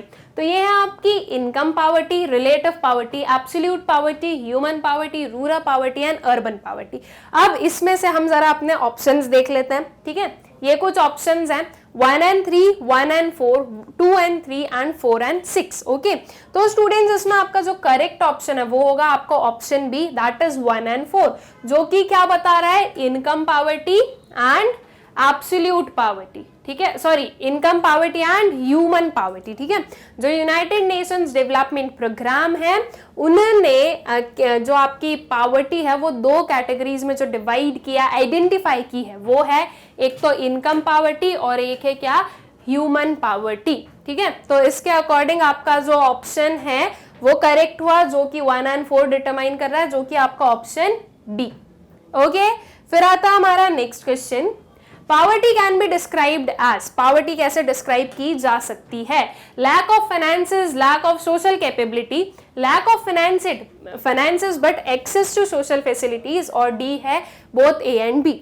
अब आपके पास में 2 ऑप्शन है, या तो ये दोनों हो गए या फिर ये चीज हो गई, राइट। अब अगर मैं ऑप्शन सी को देखूं, lack of finances but access to social facilities, ये चीज सही नहीं है, राइट। मतलब कि यहाँ पर जो है अलग ही समझ में आ रहा है कि जो लैक ऑफ फाइनेंसेस है, फाइनेंसेस की कमी है, लेकिन सोशल फैसिलिटीज अच्छे से मिल रही है, ये पुअर नहीं है। पुअर जो है, या हम बोले कि जो पावर्टी में जो लोग आते हैं उनके पास में आपको लैक ऑफ फाइनेंसेस भी दिखेंगे, और जो सोशल कैपेबिलिटी है उसकी भी आपको क्या दिखेगी, कमी दिखेगी। मतलब कि आपका जो ऑप्शन डी है students, both A and B, ये आपका करेक्ट ऑप्शन हो, ठीक है। फिर नेक्स्ट क्वेश्चन पर आते हैं, a cutoff point in terms of per capita expenditure dividing people as poor and non-poor indicates the number of those who are relatively poor, absolutely poor, occasionally poor and both B and C। एक जो cut off point है किस terms में, per capita expenditure के terms में, जो कि divide करती है पुअर और नॉन पुअर को, वो इंडिकेट करती है किस चीज को, इनमें से ऑप्शंस हमें बताना है। तो आपका करेक्ट ऑप्शन कौन सा है, your option B, that is absolutely poor. ये जो कट ऑफ पॉइंट की हम बात कर रहे हैं स्टूडेंट्स, ये क्या है, this is the poverty line, right. ये आपके पूरी पॉपुलेशन है, इसको एक पॉइंट ने क्या कर दिया, कट कर दिया। इसके इधर वाले हो गए आपके नॉन पुअर, ओके, और ये कौन हो गए, ये हो गए आपके पुअर। तो मतलब कि सीधा सीधा क्या समझ में आया कि ये जो कट ऑफ पॉइंट है वो क्या है, पावर्टी लाइन है, और पावर्टी लाइन क्या करती है, एब्सोल्युटली पुअर कितने लोग हैं ये बताती है। No relative, no occasionally, occasionally तो वो एब्सोल्युटली का ही एक पार्ट बन जाएगा, या हम बोले कि वो एक काइंड ऑफ कैटेगराइजिंग पावर्टी हो गया है। तो आपका करेक्ट ऑप्शन कौन सा है, और option B, that is absolutely poor, ठीक है। फिर नेक्स्ट क्वेश्चन पर आते हैं, Which of the following is a reason of poverty in India? Poverty India में है, इसके पीछे का क्या रीजन है, low rate of growth, inflation, inadequacy of capital and D is all of these. तो आपका करेक्ट ऑप्शन कौन सा होगा, क्यों पावर्टी है स्टूडेंट्स, देखो बिल्कुल सही बात है कि ग्रोथ रेट कैसा है, कम है, इन्फ्लेशन भी ज्यादा है अपनी कंट्री में, और जो कैपिटल है, ओके, मतलब जो फाइनेंसेस, जो मनी है उसकी भी क्या है, इनएडिक्वेट है वो। तो इट मींस कि आपका करेक्ट ऑप्शन कौन सा होगा, your correct option will be option D, all of these, ठीक है। आई होप सो कि ये क्वेश्चन भी आप लोगों को क्लियर होगा। नेक्स्ट क्वेश्चन पर आते हैं, the first poverty line was based on, जो फर्स्ट पावर्टी लाइन थी किसने दी थी, दादा भाई नारोजी ने। वो पावर्टी लाइन कौन सी थी, या वो किस पर बेस्ड थी, ओके, इनमें से हमें बताना है किस पर बेस्ड थी। Adult jail cost of living, adult cost of living, calorie consumption and adult cost of calorie consumption। तो कौन सा करेक्ट आंसर है? योर ऑप्शन ए, जो कि आपको बोल रहा है adult jail cost of living. ठीक है, जेल कॉस्ट ऑफ लिविंग पर जो है पॉवर्टी लाइन डिटरमाइन की गई थी। ओके तो आपका करेक्ट ऑप्शन कौन सा हुआ? Your option A, that is adult cost of living. Calorie consumption पर तो हम आज की डेट में करते हैं, ये जो हमारी पॉवर्टी लाइन है वो आज की डेट में है कैलोरी कंजम्पशन पर, राइट, कि इतनी कैलोरीज एटलीस्ट कंज्यूम करना जरूरी है इस काइंड में, कि मॉनेटरी टर्म्स में इतना होना चाहिए, ऐसा वैसा। ठीक है, तो आपका जो करेक्ट ऑप्शन है वो ए हुआ। आई होप सो कि आप लोगों को क्लियर भी है। नेक्स्ट क्वेश्चन पर आते हैं, the people who are never sorry the people who never move above the poverty line are called, ऐसे लोग जो कि कभी भी पॉवर्टी लाइन के ऊपर नहीं आते हैं वो कौन होते हैं? Chronic poor, non poor, transient poor और चर्निंग पुअर। तो इसका करेक्ट ऑप्शन आप लोगों को पता ही होना चाहिए, that is your option A, chronic poor. Chronic poor ऐसे लोग हैं जो कि हमेशा पॉवर्टी लाइन के नीचे ही रहते हैं। ओके, ये पॉवर्टी लाइन है, तो क्रोनिक पुअर आपको कहीं यहां दिखेंगे कि वो अगर थोड़ा बहुत उनकी इनकम बढ़े भी तो वो यहां तक ही पहुंच पाती है, इस पॉवर्टी लाइन तक नहीं आ पाती और वो कभी भी नॉन पुअर वाली कैटेगरी में नहीं जाते हैं। ठीक है, तो आपका option A that is chronic poor, ये आपका करेक्ट ऑप्शन है। ओके, आई होप सो कि ये क्वेश्चन आप लोगों को क्लियर हो गया होगा। नेक्स्ट क्वेश्चन पर चलें। रूरल पुअर मेनली इंक्लूड्स, जो रूरल पुअर है स्टूडेंट्स वो किसे इंक्लूड करते हैं? Landless labourers, street vendors, rag pickers, push cart vendors. अगर हम देखें तो ये तो हमें कहाँ देखने को मिलेंगे? ये तीनों अर्बन एरियाज में, राइट। लैंडलेस लेबरर्स ये कहाँ मिलेंगे आपको? रूरल एरियाज में। रूरल एरियाज में यूजुअली जो मोस्ट हम बोलेंगे कि मैक्सिमम जो चीज वहां पे देखने को मिलती है वो है लैंड एरियाज। ठीक है, जिनके पास में लैंड नहीं है वो यूजुअली आपको पुअर दिखेंगे। लैंडलेस जो लेबरर्स हैं they are the rural poors. ठीक है, मतलब कि मेन जो मेजॉरिटी वो इन्हीं को इंक्लूड करते हैं, मतलब कि आपका ऑप्शन ए क्या है? आपका करेक्ट ऑप्शन। ठीक है, फिर नेक्स्ट क्वेश्चन पर चलते हैं। Current poverty line in India is based on the recommendations of, जो करेंट पॉवर्टी लाइन है इंडिया में वो किसके रिकमेंडेशंस पर बेस्ड है? Tendulkar Committee, Ranga Rajan Committee, Planning Commission and D is NITI Aayog. तो आपका करेक्ट ऑप्शन कौन सा है? Your option A that is Tendulkar Committee. ठीक है, याद रखने वाली चीजें हैं, याद रखना है आपको। ओके, आई होप सो कि क्लियर होगी। The scheme aimed at providing financial security to the poor is, कौन सी स्कीम है जो कि फाइनेंशियल सिक्योरिटी प्रोवाइड करने का एम है इनमें से? Public Distribution system, Pradhan Mantri Jan Dhan Yojana, national social assistance programme and national urban livelihood mission. Correct option कौन सा है? Your option B that is Pradhan Mantri Jan Dhan योजना। प्रधानमंत्री जनधन योजना क्या है कि इस पर्टिकुलर स्कीम में जो प्रधानमंत्री मतलब जो हमारे पीएम थे उन्होंने ये लॉन्च की इस पर्टिकुलर मोटिव से कि हर एक पर्सन का क्या होगा? बैंक अकाउंट होगा, और उस बैंक अकाउंट को खुलवाने के पीछे मतलब कि वो बैंक अकाउंट ओपन करने के लिए सिर्फ उन्हें एक रुपये की जरूरत थी। ठीक है, मतलब कि वो बिल्कुल क्या हो गया कि आपका जीरो लिमिट वाला अकाउंट है कि आपको ऐसा नहीं कि कुछ इन्वेस्ट उसमें कुछ मनी डिपॉजिट करके रखना ही पड़ेगा। उसके बाद में ये जो अकाउंट जिसने भी ओपन करवाया ये अकाउंट होल्डर को एंटाइटलमेंट मिला था कुछ लाइफ इंश्योरेंस के लिए, राइट। तो ये सारी चीजें गवर्नमेंट ने प्रोवाइड की, ये एक फाइनेंशियल सिक्योरिटी प्रोवाइड करने के एम से ये स्कीम जो है इम्प्लीमेंट की गई थी। अब अगर मैं फर्स्ट वाला देखूं पब्लिक डिस्ट्रीब्यूशन सिस्टम, तो इसमें तो हमें पता है कि ये फूड से रिलेटेड था, तो ये आपका करेक्ट नहीं होगा। आप ऐसे ही इसे क्या कर दोगे? एलिमिनेट कर दोगे। सी देखें तो नेशनल सोशल असिस्टेंस प्रोग्राम जो कि किसके लिए था स्टूडेंट्स? ये तो एल्डरली पीपल लोगों के लिए था, ये भी नहीं होगा, है ना। डी देखे नेशनल अर्बन लाइवलीहुड मिशन, अलग से ही नाम से पता चल गया यहाँ पर financial security is something not. ठीक है, तो जो आपका ऑप्शन बी है, अगर आपको नहीं पता है कि ऑप्शन बी सही है तो कैसे दूसरों को एलिमिनेट करना है ये भी मैंने आप लोगों को सिखा दिया। तो आपका ऑप्शन बी क्या होगा? Correct option that is Pradhan Mantri Jan Dhan योजना। ओके, आई होप सो कि ये क्वेश्चन भी आप लोगों को क्लियर हो गया होगा। नेक्स्ट क्वेश्चन पर चलते हैं। Which of the following measures are aimed at combating poverty in India? इनमें से कौन से मेजर्स हैं जो कि एम किए गए कि आप जो पावर्टी को रिमूव कर सकते हैं? इनमें से distribution of income, GDP growth, population control and all of these. बहुत ही सिंपल सा क्वेश्चन है, क्या होगा इसका answer? Your option D that is all of these.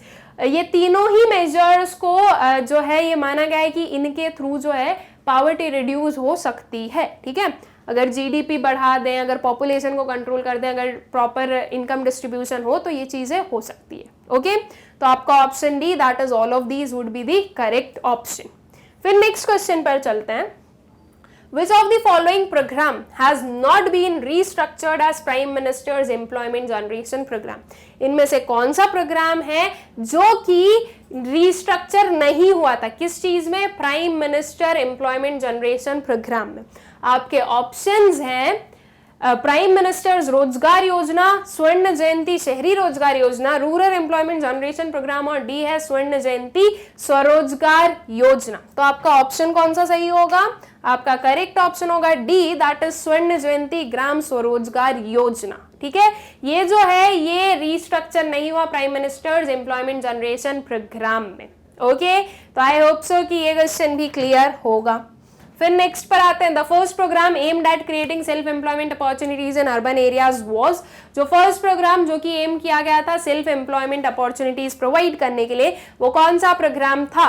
Prime minister's Rozgar योजना, स्वर्ण जयंती शहरी रोजगार योजना, स्वर्ण Jayanti Gram Swarozgar Yojana and prime minister's employment generation programme. Correct answer is your option A, that is prime minister's Rozgar Yojana. ये फर्स्ट प्रोग्राम था जो कि इंप्लीमेंट हुआ था किस चीज से? सेल्फ एम्प्लॉयमेंट अपॉर्चुनिटीज क्रिएट करने के लिए। ठीक है, आई होप सो कि ये क्वेश्चन भी आप लोगों को क्लियर हो गया होगा।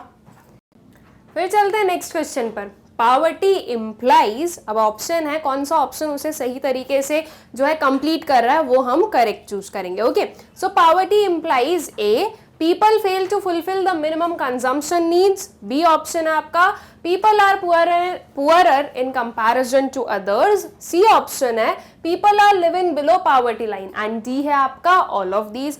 तो poverty students ये जो हमारे तीनों हैं, अभी हम फोर्थ वाले को तो छोड़ दें बिकॉज फोर्थ वाला तो हमें क्या बोल रहा है? all of these। हमें तो अभी अपने A B C में से बताना है कि कौन सा सही है, एक सही है या तीनों सही है, राइट? अगर तीनों सही होंगे तो फिर हमारा जो ऑप्शन डी है वो वाला करेक्ट होगा। ओके, तो पावर्टी क्या इंप्लाई कर रही है? पावर्टी ये इंप्लाई कर रही है कि जो मिनिमम कंजम्पशन नीड है लोगों की वो उसे फुलफिल नहीं कर पाते। क्या ऐसा है?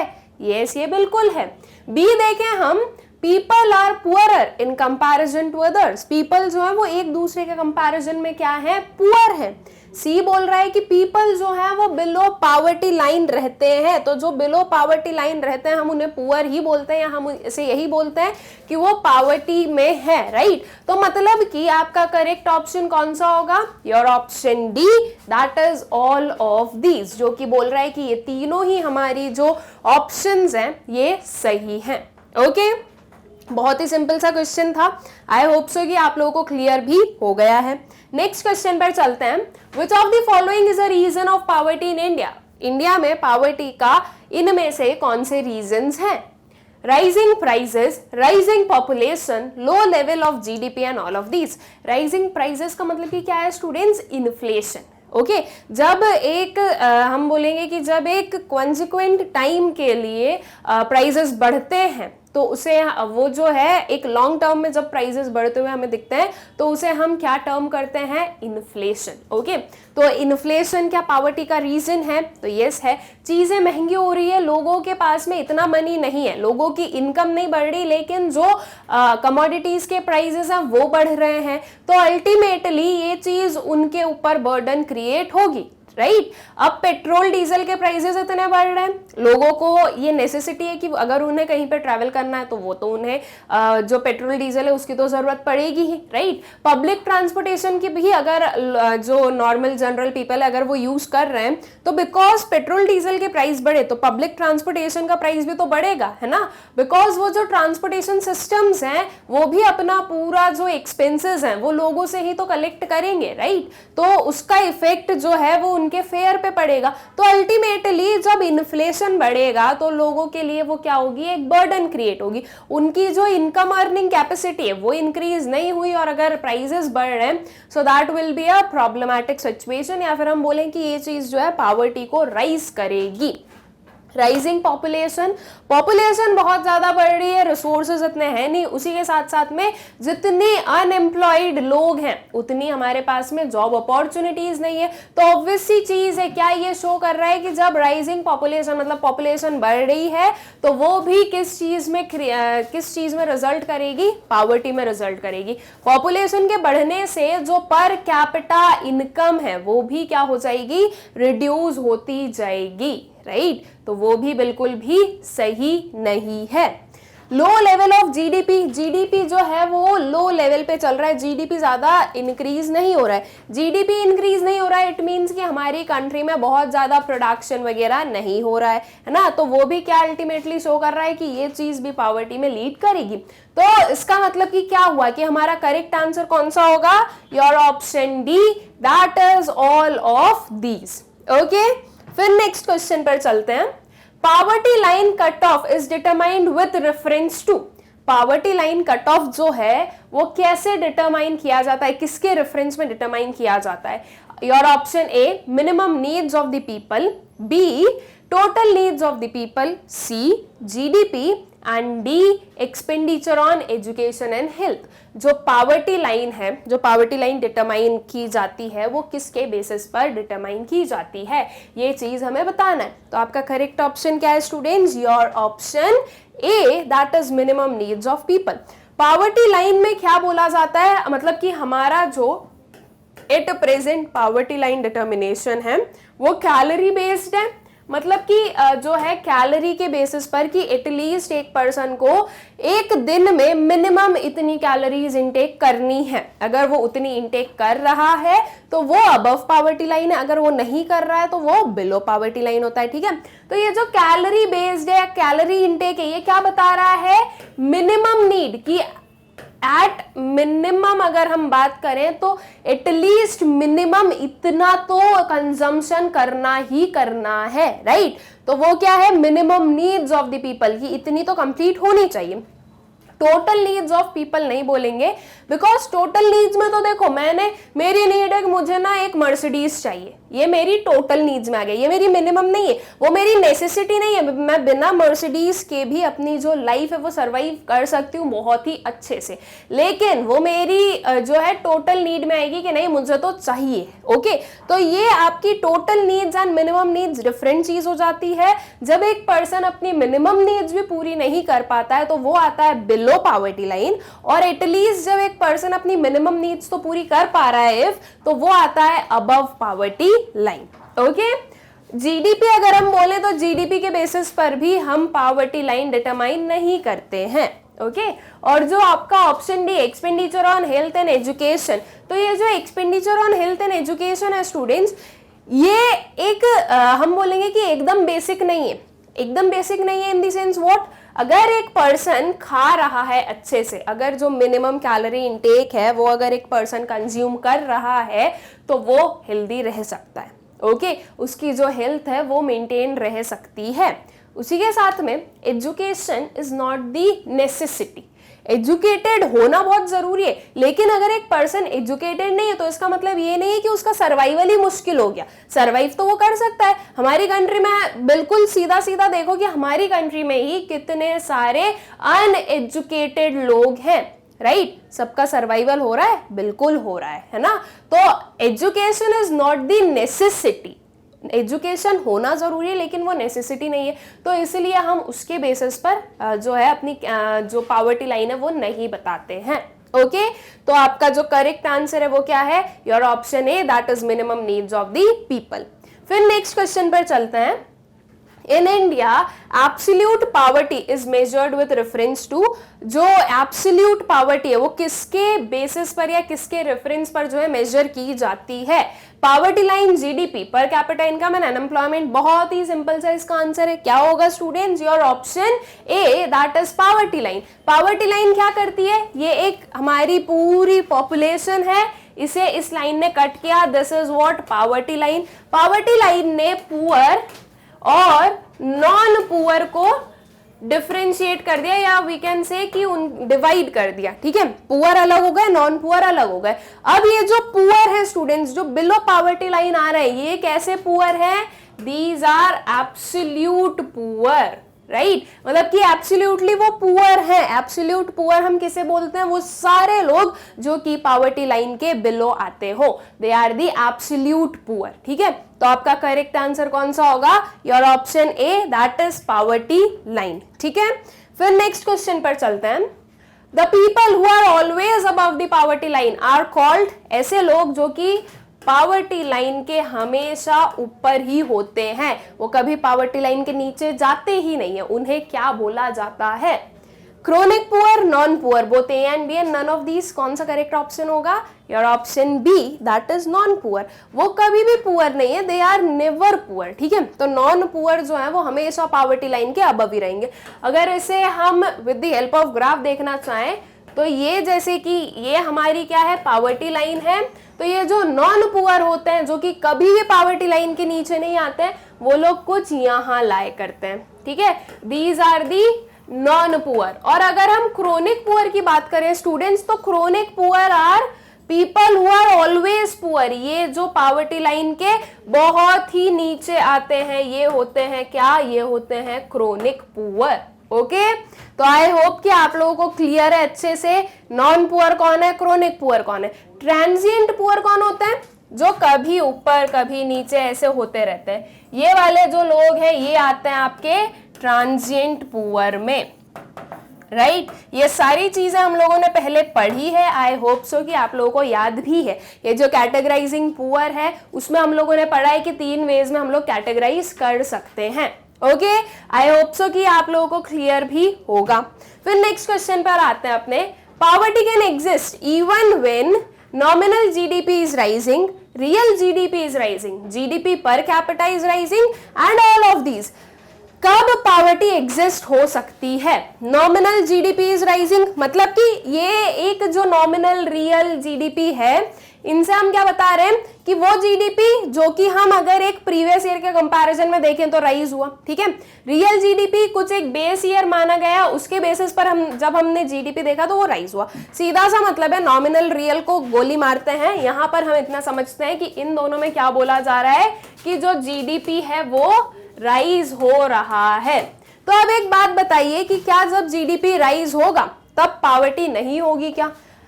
बहुत ही अच्छा सा क्वेश्चन है कि जब जीडीपी राइज होगा तब पॉवर्टी रिड्यूस हो जाएगी क्या? Not necessary. क्यों? देखो स्टूडेंट्स, इस जीडीपी में तीनों सेक्टर्स जो हमारी कंट्री के वो वर्क कर रहे हैं, right. Your primary sector, secondary sector and tertiary sector, तीनों सेक्टर वर्क कर रहे हैं। ओके, अब इसमें भी अगर मैं बोल दूं कि जीडीपी हमारा राइज हो रहा है, अब मान लो कि इस जीडीपी में राइज का जो मेजॉरिटी शेयर है वो आया है आपके टर्शरी सेक्टर का, ठीक है। आपका जीडीपी राइज हुआ है 100% से, हमने ये माना है 100% से जीडीपी राइज हुआ है। टर्शरी सेक्टर का उसमें शेयर है आपका 60%, ठीक है। आपका जो प्राइमरी सेक्टर है उसका शेयर है 10% एंड सेकेंडरी सेक्टर का शेयर है 30%। ओके, अब मतलब कि ये जो जीडीपी को हमने 100% राइज देखा जीडीपी में, उसमें जो मेजॉरिटी शेयर है वो तो टर्शरी सेक्टर के कारण हुआ है, मतलब कि टर्शरी सेक्टर के कारण ही सबसे ज्यादा आपका जीडीपी राइज हुआ। ये जो प्राइमरी सेक्टर है इसमें तो आप देखोगे अगर 100% में हम देख रहे हैं तो ये जो 10% ये बहुत ही कम है ना। तो इसका सीधा सीधा मतलब क्या शो हो रहा है कि ये जो इंक्रीज इन जीडीपी या ये जो राइज इन जीडीपी है उसका प्राइमरी सेक्टर पर बहुत ज्यादा इफेक्ट नहीं हुआ है ना, मतलब कि उन लोगों के फायदे में वो नहीं रहा। अब एक और कंडीशन हो सकती है, चलो इसमें तो मैंने इंक्रीज बोल दिया। मान लो कि यहाँ पर हम बोल रहे हैं कि जो टर्शरी सेक्टर है वो इंक्रीज हुआ कितने 70% से, और प्राइमरी सेक्टर में हमने जीडीपी में इंक्रीज नहीं बल्कि डिक्लाइन देखा -10% का, मतलब कि प्राइमरी सेक्टर की वजह से जीडीपी जो है वो फॉल हुआ है, लेकिन टर्शरी सेक्टर ने उसको कंपनसेट कर दिया और वो 100% राइज हो गया। तो सीधा सा मतलब क्या समझ में आया कि जरूरी नहीं है कि अगर एक सेक्टर की वजह से जीडीपी राइज हो गया तो वो तीनों सेक्टर्स के लिए ही अच्छा हो, जरूरी नहीं है, राइट। हो सकता है कि सिर्फ और सिर्फ कुछ लोगों की वजह से, कुछ ऑर्गेनाइजेशंस की वजह से जीडीपी बहुत राइज हो रहा हो और कुछ जो सेक्टर्स है वो बहुत ही पीछे हो, तो उनके तो फायदे में कुछ रहा नहीं। तो इट मीन्स कि ये इनमें जो लोग पुअर होंगे जिसमें पॉवर्टी हमें देखने को मिल रही वो तो एग्जिस्ट होगी, राइट। मतलब कि अगर जीडीपी राइज हो भी रहा है तो भी जो आपकी क्या है पॉवर्टी है वो हो सकती है, ठीक है। ऐसा नहीं है कि जीडीपी राइज हो रहा है तो पॉवर्टी खत्म हो गई। फिर जो सी ऑप्शन है आपका, GDP per capita is rising, per capita GDP जो है वो राइज हो रहा है। Per capita GDP is what, कि पर हेड जीडीपी कितना है। अब देखो इसमें भी क्या हो सकता है स्टूडेंट्स, 100% जो है वो जीडीपी हमारा इंक्रीज हुआ, ठीक है। इनकी वजह से नहीं हुआ। मान लो पहले जो हमारा पर कैपिटा जीडीपी था, मान लेते हैं हम अगर हम रुपीस के टर्म्स में लें तो पर कैपिटा जीडीपी पहले हमें बोल रहा है 2000 रुपीज, लेकिन जब इसमें अब हमने देखा 100% का राइज हो गया, तो ये देखने को मिला कि अब जो पर कैपिटा जीडीपी है वो कितना हो गया, वो हो गया 3000 रुपीज। ओके, ये तो सिर्फ हमने बोला है स्टूडेंट्स, एक्चुअल में कोई हर एक पर्सन के पास में 3000 रुपीज नहीं आ जाता है। Per capita GDP, per capita income कैसे निकालते हैं, जो आपका जीडीपी निकला है उसको डिवाइड कर दो टोटल पॉपुलेशन से, तो वो अपना फाइंड आउट हो जाता है, राइट। लेकिन बात ये आती है कि अगर ये जो पूरी टोटल पॉपुलेशन है, जो भी पर कैपिटा निकला है, वो हर एक पर्सन के इनकम हो, ये कंपलसरी नहीं होता है। किसी की वो ज्यादा होती है, किसी की वो कम होती है, बिकॉज हमने यहाँ पर टोटल पॉपुलेशन लिए, हमने वो नहीं लिया कि किसने कितना शेयर किया, हमने लिया total population, primary plus secondary plus tertiary तीनों को ऐड करके, और इनमें ये तो इसमें तो जो काम कर रहे हैं उनको ऐड किया, जो लोग काम नहीं कर रहे हैं वो भी उसमें इंक्लूडेड है। तो जो अब काम नहीं कर रहे हैं उन्हें थोड़ी ना मनी मिलेगा, जो लोग इस सेक्टर में हैं, हमने देखा -10 था, तो इनकी थोड़ी ना इनकम बढ़ेगी, राइट। मतलब कि हो सकता है कि पर कैपिटा जीडीपी राइज हो रहा हो, लेकिन जो पॉवर्टी है वो फिर भी एग्जिस्ट कर सकती है। ओके, तो आई होप कि ए, बी और सी जो हमारे तीनों पॉइंट्स हैं आप लोगों को क्लियर हो गए होंगे। तो इट मीन्स कि आपका करेक्ट ऑप्शन कौन सा है, your option D, that is all of these. ये तीनों के रहते हुए भी जो है पॉवर्टी एग्जिस्ट कर सकती है। Okay, I hope so students कि ये क्वेश्चन आप लोगों को अच्छे से क्लियर हो गया होगा। फिर नेक्स्ट क्वेश्चन पर चलते हैं।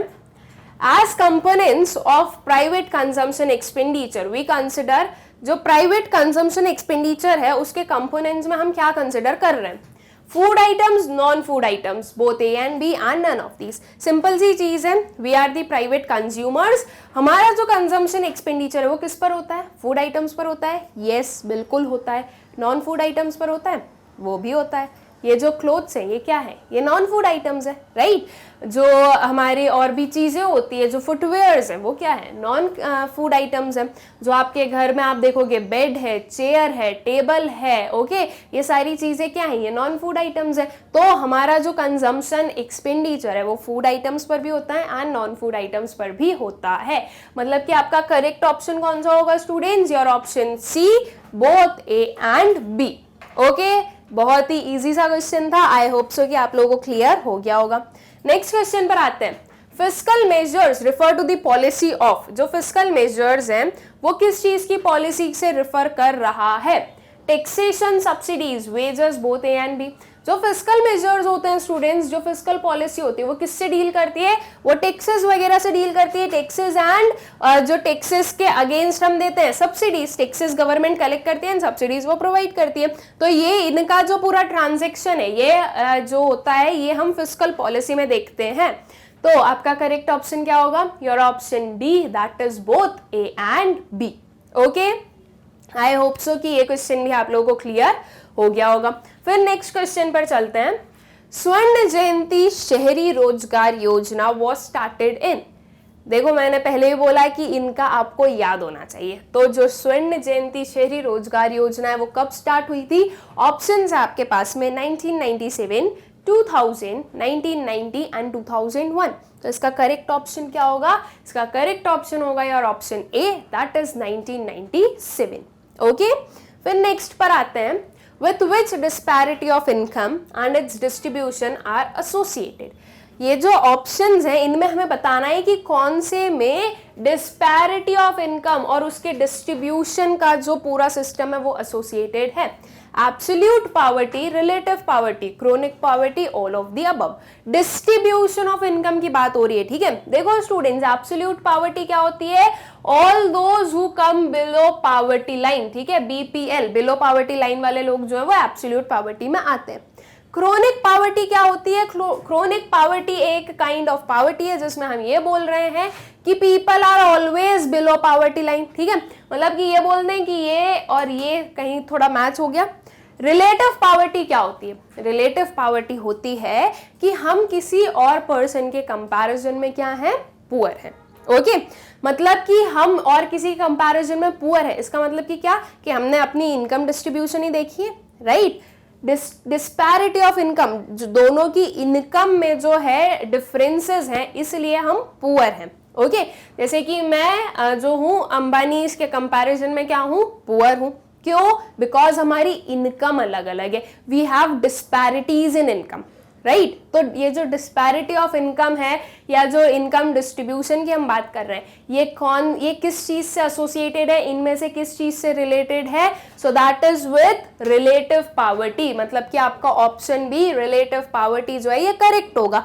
ऑल ऑफ द अबव नहीं होगा, बिकॉज एब्सोल्यूट पावर्टी जो है वो इनकम के मतलब डिस्पैरिटी ऑफ इनकम से एसोसिएटेड नहीं है। जो आपकी एब्सोल्यूट पावर्टी है स्टूडेंट्स, उसमें हम बताते हैं कि इतने लोग तो बिलो पावर्टी लाइन है जो कि अपनी बेसिक नीड्स फुलफिल नहीं कर पाते। ये मत बोलिएगा कि मैम एब्सोल्यूट पावर्टी वाले लोग भी तो उनकी और हमारी इनकम में भी तो डिफरेंस है इसलिए तो ये चीज हो रही है। ये नहीं हो रही है। हम एब्सोल्यूट पावर्टी में उन लोगों को रखते हैं जो लोग अपनी मिनिमम नीड्स पूरी नहीं कर पाते हैं, ठीक है। और रिलेटिव पावर्टी जो है वो इनकम में डिफरेंस होने की वजह से अराइज होती है, ठीक है। तो जब हम disparity of income, income inequality या डिस्ट्रीब्यूशन ऑफ इनकम से रिलेटेड कोई भी काइंड ऑफ पावर्टी की बात करते हैं तो वो होती है आपकी relative poverty. Okay, I hope so students की ये क्वेश्चन भी आप लोगों को क्लियर हो गया होगा। ओके फिर आता है next question, relative poverty is prevalent in, relative poverty कहां पर प्रिवलेंट है? Capitalist countries, socialist countries, communist countries और डेवलप्ड कंट्रीज। तो जो रिलेटिव पावर्टी वो कहां पर प्रिवलेंट होगी students? That would be prevalent in capitalist countries. तो आपका ऑप्शन ए जो है ये करेक्ट होगा। ओके फिर नेक्स्ट क्वेश्चन आता है, एब्सोल्यूट पावर्टी इज प्रिवलेंट इन, जो एब्सोल्यूट पावर्टी की हम बात कर रहे हैं वो कहां पर प्रिवलेंट है? Communist countries, developing economies, socialist economies और डेवलप्ड कंट्रीज। तो ये जो एब्सोल्यूट पावर्टी है कहां पर प्रिवलेंट होगी? ये होगी आपकी डेवलपिंग इकोनॉमीज में, मतलब कि आपका ऑप्शन बी जो है ये करेक्ट होगा, ठीक है। फिर नेक्स्ट क्वेश्चन पर चलते हैं अपने। What is the main reason of poverty in India in urban areas? Urban areas में poverty का main reason क्या है? Lack of professional education, unequal distribution of income, lack of family planning of income facilities and money inflation। देखो अब 4 option है, हमें इन options में से ही जो बेस्ट ऑप्शन है वो चूज करना और बताना है कि इनमें से ये पर्टिकुलर ऑप्शन है जो कि अर्बन एरियाज में पावर्टी का रीजन। अगर स्टूडेंट्स में फर्स्ट वाला ऑप्शन देखूं, लैक ऑफ प्रोफेशनल एजुकेशन, तो क्या ये हो सकता है? बिल्कुल हो सकता है। देखो आपके अर्बन एरियाज में आपके पास में वर्क अपॉर्चुनिटीज बहुत होती है as compare to rural areas, right. Rural areas में कोई भी वर्क अपॉर्चुनिटी नहीं होती है। रूरल एरियाज के जो पुअर होते हैं वो यूजुअली अर्बन एरियाज में क्या करते हैं? माइग्रेट करते हैं in search of work, because उन्हें रूरल एरियाज में उतना वर्क मिलता नहीं है। तो ऐसे तो अगर हम देखें तो जो अर्बन पुअर हैं उसमें मेजॉरिटी जो पुअर हैं वो माइग्रेटेड रूरल पुअर होते हैं। लेकिन यहाँ पर तो हमारे पास में ऐसा कोई ऑप्शन है नहीं, तो हमें इनमें से ही चूज करना है। तो जो ऑप्शन है लैक ऑफ प्रोफेशनल एजुकेशन। देखो अर्बन एरियाज में आपके पास में अपॉर्चुनिटीज तो बहुत होती हैं, लेकिन उन अपॉर्चुनिटीज से रिलेटेड अपने पास में स्किल्स होना भी जरूरी है। अब यहीं पर जो है वो चीज आ जाती है कि आपके पास में उतनी एजुकेशन या उतना जो है प्रोफेशनलिज्म या फिर हम बोले स्किल्स या एबिलिटीज नहीं है। इसकी वजह से हम लोग क्या हो जाते हैं? अनएम्प्लॉयड रह जाते हैं, और अनएम्प्लॉयड रहने की वजह से पावर्टी अराइज होती है, राइट। तो मतलब कि लैक ऑफ प्रोफेशनल एजुकेशन जो है स्टूडेंट्स वो आपका एक रीजन है फॉर अर्बन पावर्टी। बी क्या है? Unequal distribution of income. तो unequal distribution of income is not the reason of poverty, right. वो तो अब भाई अनइक्वल डिस्ट्रीब्यूशन है तो वो एक रिलेटिव पावर्टी क्रिएट करती है, और अनइक्वल डिस्ट्रीब्यूशन है तो कोई लोग ज्यादा कमा रहे हैं, कोई कम कमा रहे हैं, इसलिए वो अराइज हो रहा है, ठीक है। तो ये नहीं होगा। Lack of family planning of income facilities, ये तो बिल्कुल ही अलग ही चला गया। और डी है मनी इन्फ्लेशन। तो इन्फ्लेशन तो रीजन होता है, लेकिन अब जब अर्बन एरियाज में मेनली या फोकसली जो है हमसे अर्बन एरियाज का पूछा जाए तो उसमें जो बेस्ट इसमें हमारे लिए लग रहा है वो कौन सा है? और option A, that is lack of professional education, right. कि प्रोफेशनल एजुकेशन की कमी है, इसी वजह से जो है अर्बन एरियाज में पावर्टी ज्यादा देखने को मिलती है, राइट। तो आई होप सो कि ये क्वेश्चन भी आप लोगों को क्लियर हो गया होगा। फिर नेक्स्ट क्वेश्चन पर चलते हैं। अब हमारे पास में आया है कुछ जो हमारे मैच दी सेट वाला है, एंड इसमें भी पहले क्वेश्चन पढ़ना, ये नहीं कि ऐसे जो ऐसे ऐसे मैच करने बैठ गए, क्वेश्चन पढ़ना, बिकॉज दो काइंड में ये क्वेश्चन फ्रेम हो सकता है। एक तो इस वे में कि कौन सा सेट जो है वो करेक्ट है, मतलब कि 1A 2B 3C 4D इनमें से कौन सा सेट करेक्ट है, और एक हो सकता है आपके पास में ऐसे वाले क्वेश्चंस में जो क्वेश्चन है वो इस काइंड का कि आपको जो है करेक्ट मैच करना है, मतलब कि जैसे कि हमने बोल दिया कि 1C 2 फिर कुछ, तो ऐसे जो है हमें ये मैच करके बताना है, ठीक है। तो आप क्वेश्चन पढ़े पहले क्या है, identify the correctly matched pair in column A and column B from the following। Correctly matched pair को हमें आइडेंटिफाई करना है। देखो, अगर स्टूडेंट्स आप लोगों को कभी भी ये जो ऊपर क्वेश्चन गिवन है, अगर इसे पढ़कर थोड़ा बहुत भी अगर कंफ्यूजन होना कि क्या पूछा जा रहा है क्वेश्चन में, ये समझ नहीं आ रहा है, तो बेस्ट है इसका जो ऑप्शंस है वो देखो। देखो ऑप्शंस हम देख रहे हैं 1A 2B 3C 4D, मतलब कि हमें क्या बताना है, सेट बताना है कि क्या 1 के साथ में जो A लिखा है वो सही है क्या, 2 के साथ में जो B लिखा है वो सही है क्या, तो इसमें से कौन से में क्या है वो हमें देखकर बताना होता है, ठीक है।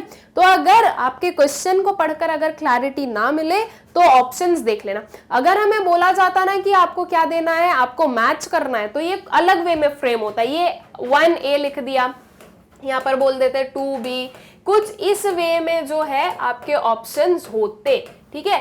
फिर आपका जो सेकेंड ऑप्शन होता इसमें भी कुछ ऐसा ही होता, ओके, कुछ इस वे में जो है फ्रेम करके दे देते, तो ऐसे करके आपके ऑप्शंस होते, ओके।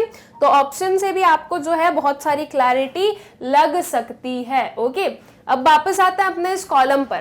तो ग्रीन रेवोल्यूशन के साथ में 1962, green revolution student something around 1965 कुछ ऐसे ही हुआ था, राइट, 1966 समथिंग, राइट, तो इसलिए ये करेक्ट नहीं है। फिर PMJ that is one of the schemes, ये जो है ये हमारे डिफरेंट काइंड ऑफ प्रोग्राम्स हैं, इन्हें ऐसे फुल फॉर्म में नहीं लिखकर क्या कर दिया है, शॉर्ट में लिखा गया है, ठीक है। तो ये आप लोगों को पता होना चाहिए। तो that was in 2012, NHMC 1960 and MNREGA 2006। कौन सा करेक्ट ऑप्शन है इसमें, दैट इज मनरेगा 2006, राइट, कि जो मनरेगा है वो स्टार्ट हुआ था कौन से ईयर में, 2006 में। तो आपका करेक्ट ऑप्शन कौन सा होगा, your option D, that is 4D, ठीक है। आई होप सो कि क्लियर होगा। इसके लिए क्या चाहिए, इसके लिए चाहिए कि आपको सारे जो ईयर्स हैं वो याद हो, ओके। देखो इसमें मैं एक और काइंड ऑफ क्वेश्चन आप लोगों को बताऊंगी, जैसे कि अभी तो हम लोग कर रहे हैं अपने क्या चैप्टर वाइज MCQs, तो ऑब्वियस सी चीज है कि हम लोग इसमें चैप्टर से रिलेटेड चीजें ही लेंगे, है ना, जो ये हमने लिए कॉलम है और कॉलम भी उनमें। वैसे तो ग्रीन रेवोल्यूशन ये जो है ये हम लोगों ने अपने शायद आई गेस सेकेंड चैप्टर में पढ़ा था, लेकिन ये हमने इसमें ले लिया है, कोई इशू नहीं है उसमें। अब जब एग्जाम में आपके पास में क्वेश्चन आएंगे स्टूडेंट्स, तो एग्जाम में तो आपके पास में कोई चैप्टर वाइज क्वेश्चन नहीं आ रहा है ना, उसमें तो क्या आ रहा है कि ओवरऑल जितना भी सिलेबस दिया गया है। तो हो सकता है कि ये जो आपके कॉलम्स दें, ये जो मैच दी कॉलम्स दें, उसमें सब कुछ एक ही चैप्टर से हो, ये जरूरी नहीं है, यहाँ पर दूसरी चीजें भी आ सकती हैं। तो मतलब कि ऐसा कंफ्यूजन वाला कोई सिस्टम नहीं होना चाहिए आप लोगों को, बस आपका जो पूरे कंसेप्ट है, जो एक एक चीज़ है वो अच्छे से पढ़ने, तो आप हर एक चीज़ को इजीली आंसर कर सकते हो, ठीक है। ये सिर्फ मैंने आपको शो किया, मतलब कि आपको बताया कि ऐसे भी क्वेश्चंस फ्रेम होंगे, ओके। मतलब कि ये तो हमारा चैप्टर के अकॉर्डिंग हो गया, बट विदाउट दिस जब पूरे चैप्टर्स मिक्सअप होके आएंगे तो ये भी जो है मिक्सअप होके आ सकते हैं, okay. So I hope so कि ये भी आप लोगों को क्लियर होगा। फिर नेक्स्ट क्वेश्चन पर आते हैं।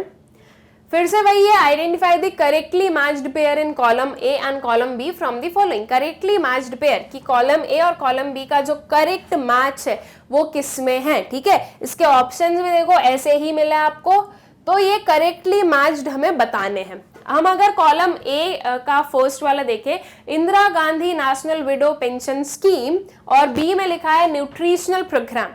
अगर स्टूडेंट्स न्यूट्रिशनल प्रोग्राम की बात कर रही हूँ तो इधर हम देखें मिड डे मील हमें दिख रहा है, right, mid day meal scheme दिख रही है, this is something related to nutritional programme, right. और यहाँ पर अगर मैं देखूं Indira Gandhi national widow pension scheme बोल रहे हैं और न्यूट्रिशनल प्रोग्राम, मैच हो रहा है क्या, नहीं हो रहा है। ये इससे हो रहा है, ये दिख रहा है। अच्छा चलो, अभी हमने फर्स्ट वाला देख लिया कि ये मैच नहीं हो रहा है, लास्ट वाले को हमने देखा कि ये समथिंग इससे मैच हो रहा है, तो उसको एक बार मैं देख लूं क्या?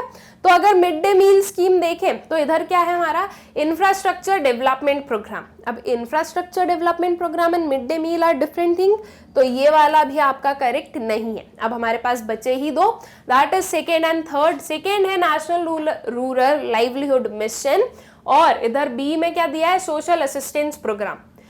अब यहाँ पर तो ये भी एक मिशन दे दिया और ये एक कुछ जो है हमारा एक प्रोग्राम दे दिया है, वो जो एक नेशनल सोशल असिस्टेंस प्रोग्राम हम लोगों ने पढ़ा भी, आई होप सो कि आप लोगों को याद होगा, तो ये भी जो है मैच नहीं हो रहा है। सी वाला देखें, संपूर्ण ग्रामीण स्वरोजगार योजना, और इसमें क्या लिखा है, वेज एम्प्लॉयमेंट प्रोग्राम। तो जो संपूर्ण ग्रामीण रोजगार योजना है, क्या वो वेज एम्प्लॉयमेंट प्रोग्राम है स्टूडेंट्स? यस, वो वेज एम्प्लॉयमेंट प्रोग्राम है, राइट। मतलब कि आपका 3C जो है वो करेक्टली मैच्ड पेयर है ना। तो आपका करेक्ट ऑप्शन क्या होगा, आपका करेक्ट ऑप्शन होगा 3C वाला, मतलब कि और option C is the correct one, जो कि हमें बोल रहा है कि 3C जो है वो करेक्ट है। ओके, आई होप सो कि ये क्वेश्चन भी आप लोगों को क्लियर होगा। देखो बहुत ही सिंपल से क्वेश्चन है, अगर आप लोगों को सारी चीजें पता है तो आप जो हो बहुत ही इजीली आइडेंटिफाई कर सकते हो कि कौन सा पेयर जो है वो करेक्टली मैच हुआ है। ओके, फिर नेक्स्ट क्वेश्चन पर चलें। फिर से कुछ हमारे पास में वही आया, identify the correctly matched item from column 1 to that of column B. ठीक है, कॉलम 1 और कॉलम बी दे के रखा है और अब हमें इनमें से बताना है करेक्टली मैच्ड पेयर, ये हमारे ऑप्शंस हैं। ओके, तो अब अगर हम देखें, रिजर्व बैंक 1969, ये तो समथिंग 1935 की बात हो गई, राइट, तो ये नहीं है। रीजनल रूरल बैंक 1975, क्या रीजनल रूरल बैंक RRBs जो है वो 1975 में सेटअप हुई थी? Yes. NABARD 1971, no, and development bank 1980, ये भी नहीं होगा। तो आपका करेक्ट कौन सा है? और second one, that is regional rural bank 1975। तो करेक्ट ऑप्शन कौन सा होगा? Your option B, that is 2B। Okay, I hope so कि ये क्वेश्चन भी आप लोगों को क्लियर होगा। फिर नेक्स्ट पर आते हैं। अब आए हमारे पास में कुछ असर्शन और रीजन बेस्ड क्वेश्चन। ठीक है, असर्शन और रीजन बेस्ड क्वेश्चन को कैसे सॉल्व किया जाता है, होप सो कि आप लोगों को अब तक तो बहुत ही अच्छे से पता है। हम लोगों ने हर एक चैप्टर में ये किए हैं, तो आई होप सो कि आप लोग सीख चुके हैं। अब ये जैसे कि हर चैप्टर में करते हैं वैसे इसमें भी देख लेते हैं असर्शन रीजन। एक बार छोटा सा रिकैप देख लें कि कैसे सॉल्व करना है। सबसे पहले हमें क्या करना है, सबसे पहले हमें असर्शन को पढ़ना है। ये देखना है कि क्या ये जो असर्शन गिवन है ये ट्रू है या ये फॉल्स है। Same goes with reason, reason में भी हमें क्या करना है, रीजन में भी हमें इसको पढ़ना है और ये देखना है क्या ये ट्रू है या ये फॉल्स है। ठीक है, इतना डिटरमाइन कर लिया, उसके बाद में ये 4 ऑप्शंस रहेंगे। हर असर्शन रीजन के क्वेश्चन में स्टूडेंट्स यही 4 ऑप्शन रहते हैं। अब अगर मान लो कि आपका असर्शन और रीजन दोनों क्या आ जाए, ट्रू आ जाए। ठीक है, अगर दोनों ट्रू हैं तो इट मीन्स आपका या तो ऑप्शन ए करेक्ट है या फिर ऑप्शन बी करेक्ट है। अभी इसको ट्रू वाले सिस्टम को हम अलग रखते हैं, थोड़ा सा साइड रखते हैं, पहले हम ट्रू फॉल्स वाला देखते हैं। मान लो कि आपका असर्शन ट्रू है और रीजन फॉल्स है, तो कुछ नहीं करना है, सीधा सीधा देखो आपका जो ऑप्शन सी है, assertion A is true but reason is false, ये हम बोल देंगे। ओके, अब अगर मैं बोल दूं कि असर्शन फॉल्स है और रीजन जो है वो ट्रू है, तो आपका जो डी ऑप्शन है वो करेक्ट हो जाएगा, जो कि बोल रहा है assertion is false but reason is true. ये जो ट्रू फॉल्स है स्टूडेंट्स, इसे आप एक दूसरे से मैच करके नहीं बताना है। ठीक है, जब हम ट्रू और फॉल्स डिटरमाइन कर रहे हैं तो सिर्फ स्टेटमेंट पढ़ना, उस स्टेटमेंट को पढ़कर ये देखना है कि क्या ये स्टेटमेंट सही बोल रही है या ये स्टेटमेंट गलत बोल रही है। सिंपल सी इतनी चीज हमें करनी है। ठीक है, तो ये तो आपके हो गए जब एक ट्रू है एक फॉल्स है, ऐसा वैलिड कंडीशन। अब बात आती है कि अगर दोनों ट्रू हैं, तो अगर दोनों ट्रू हैं तो आपके पास में ये 2 सिचुएशंस हो सकती है, या तो जो रीजन है वो असर्शन का करेक्ट एक्सप्लेनेशन बन रहा होगा, या फिर जो रीजन है वो असर्शन का करेक्ट एक्सप्लेनेशन नहीं बन रहा होगा। करेक्ट एक्सप्लेनेशन कैसे नहीं बन रहा, जैसे कि देखो 2 आपको स्टेटमेंट दे दी, एक असर्शन में दे दी एक रीजन में दे दी, दोनों ही स्टेटमेंट सही है, लेकिन जो रीजन है वो असर्शन का रीजन नहीं बता रहा है। ठीक है, तो फिर ऐसे केस में वो क्या शो कर रहा है कि वो करेक्ट एक्सप्लेनेशन नहीं है रीजन का।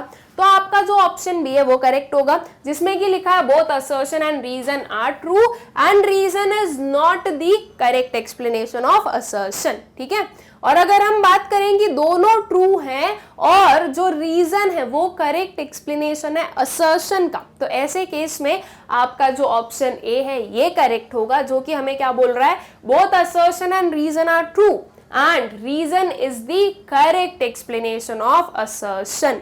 ठीक है, आई होप सो कि चारों ऑप्शंस आप लोगों को क्लियर हो गए। अब जो है हम अपना क्वेश्चन देखते हैं और उससे आप लोगों को और भी अच्छे से क्लियर होगा। ठीक है, वापस आए अपने क्वेश्चन पर। क्या गिवन है हमारे पास में, read the following statements assertion and reason, choose one of the correct alternatives given below. Assertion क्या है, casual labourers are most vulnerable in the society. जो कैजुअल लेबर्स होते हैं वो मोस्ट वनरेबल होते हैं सोसाइटी में। क्या ये चीज सही है, तो ये क्या है, ये है ट्रू। ठीक है, अभी हमने सिर्फ डिटरमाइन किया कि ये ट्रू है। अभी रीजन भी हम देखें, casual labourers don't have a permanent earning facility and their earning varies a lot, they can even lose their jobs with a slight dip in economic growth. क्या ये जो पर्टिकुलर हमने पढ़ा, क्या ये ट्रू है? यस, ये ट्रू है कि जो कैजुअल लेबर्स होते हैं उनके पास में परमानेंट अर्निंग नहीं होती है और कभी भी जो है उनकी जॉब जा सकती है अगर थोड़ा सा भी इकोनॉमिक डाउनफॉल हुआ तो। ओके, तो ये चीज भी सही है। अब हमें पता चल गया कि असर्शन भी ट्रू है, रीजन भी ट्रू है। अब हमें क्या देखना है कि क्या ये रीजन इस असर्शन का ट्रू एक्सप्लेनेशन है। तो देखो, आपका असर्शन क्या बोला कि कैजुअल लेबर्स जो वो मोस्ट वनरेबल है।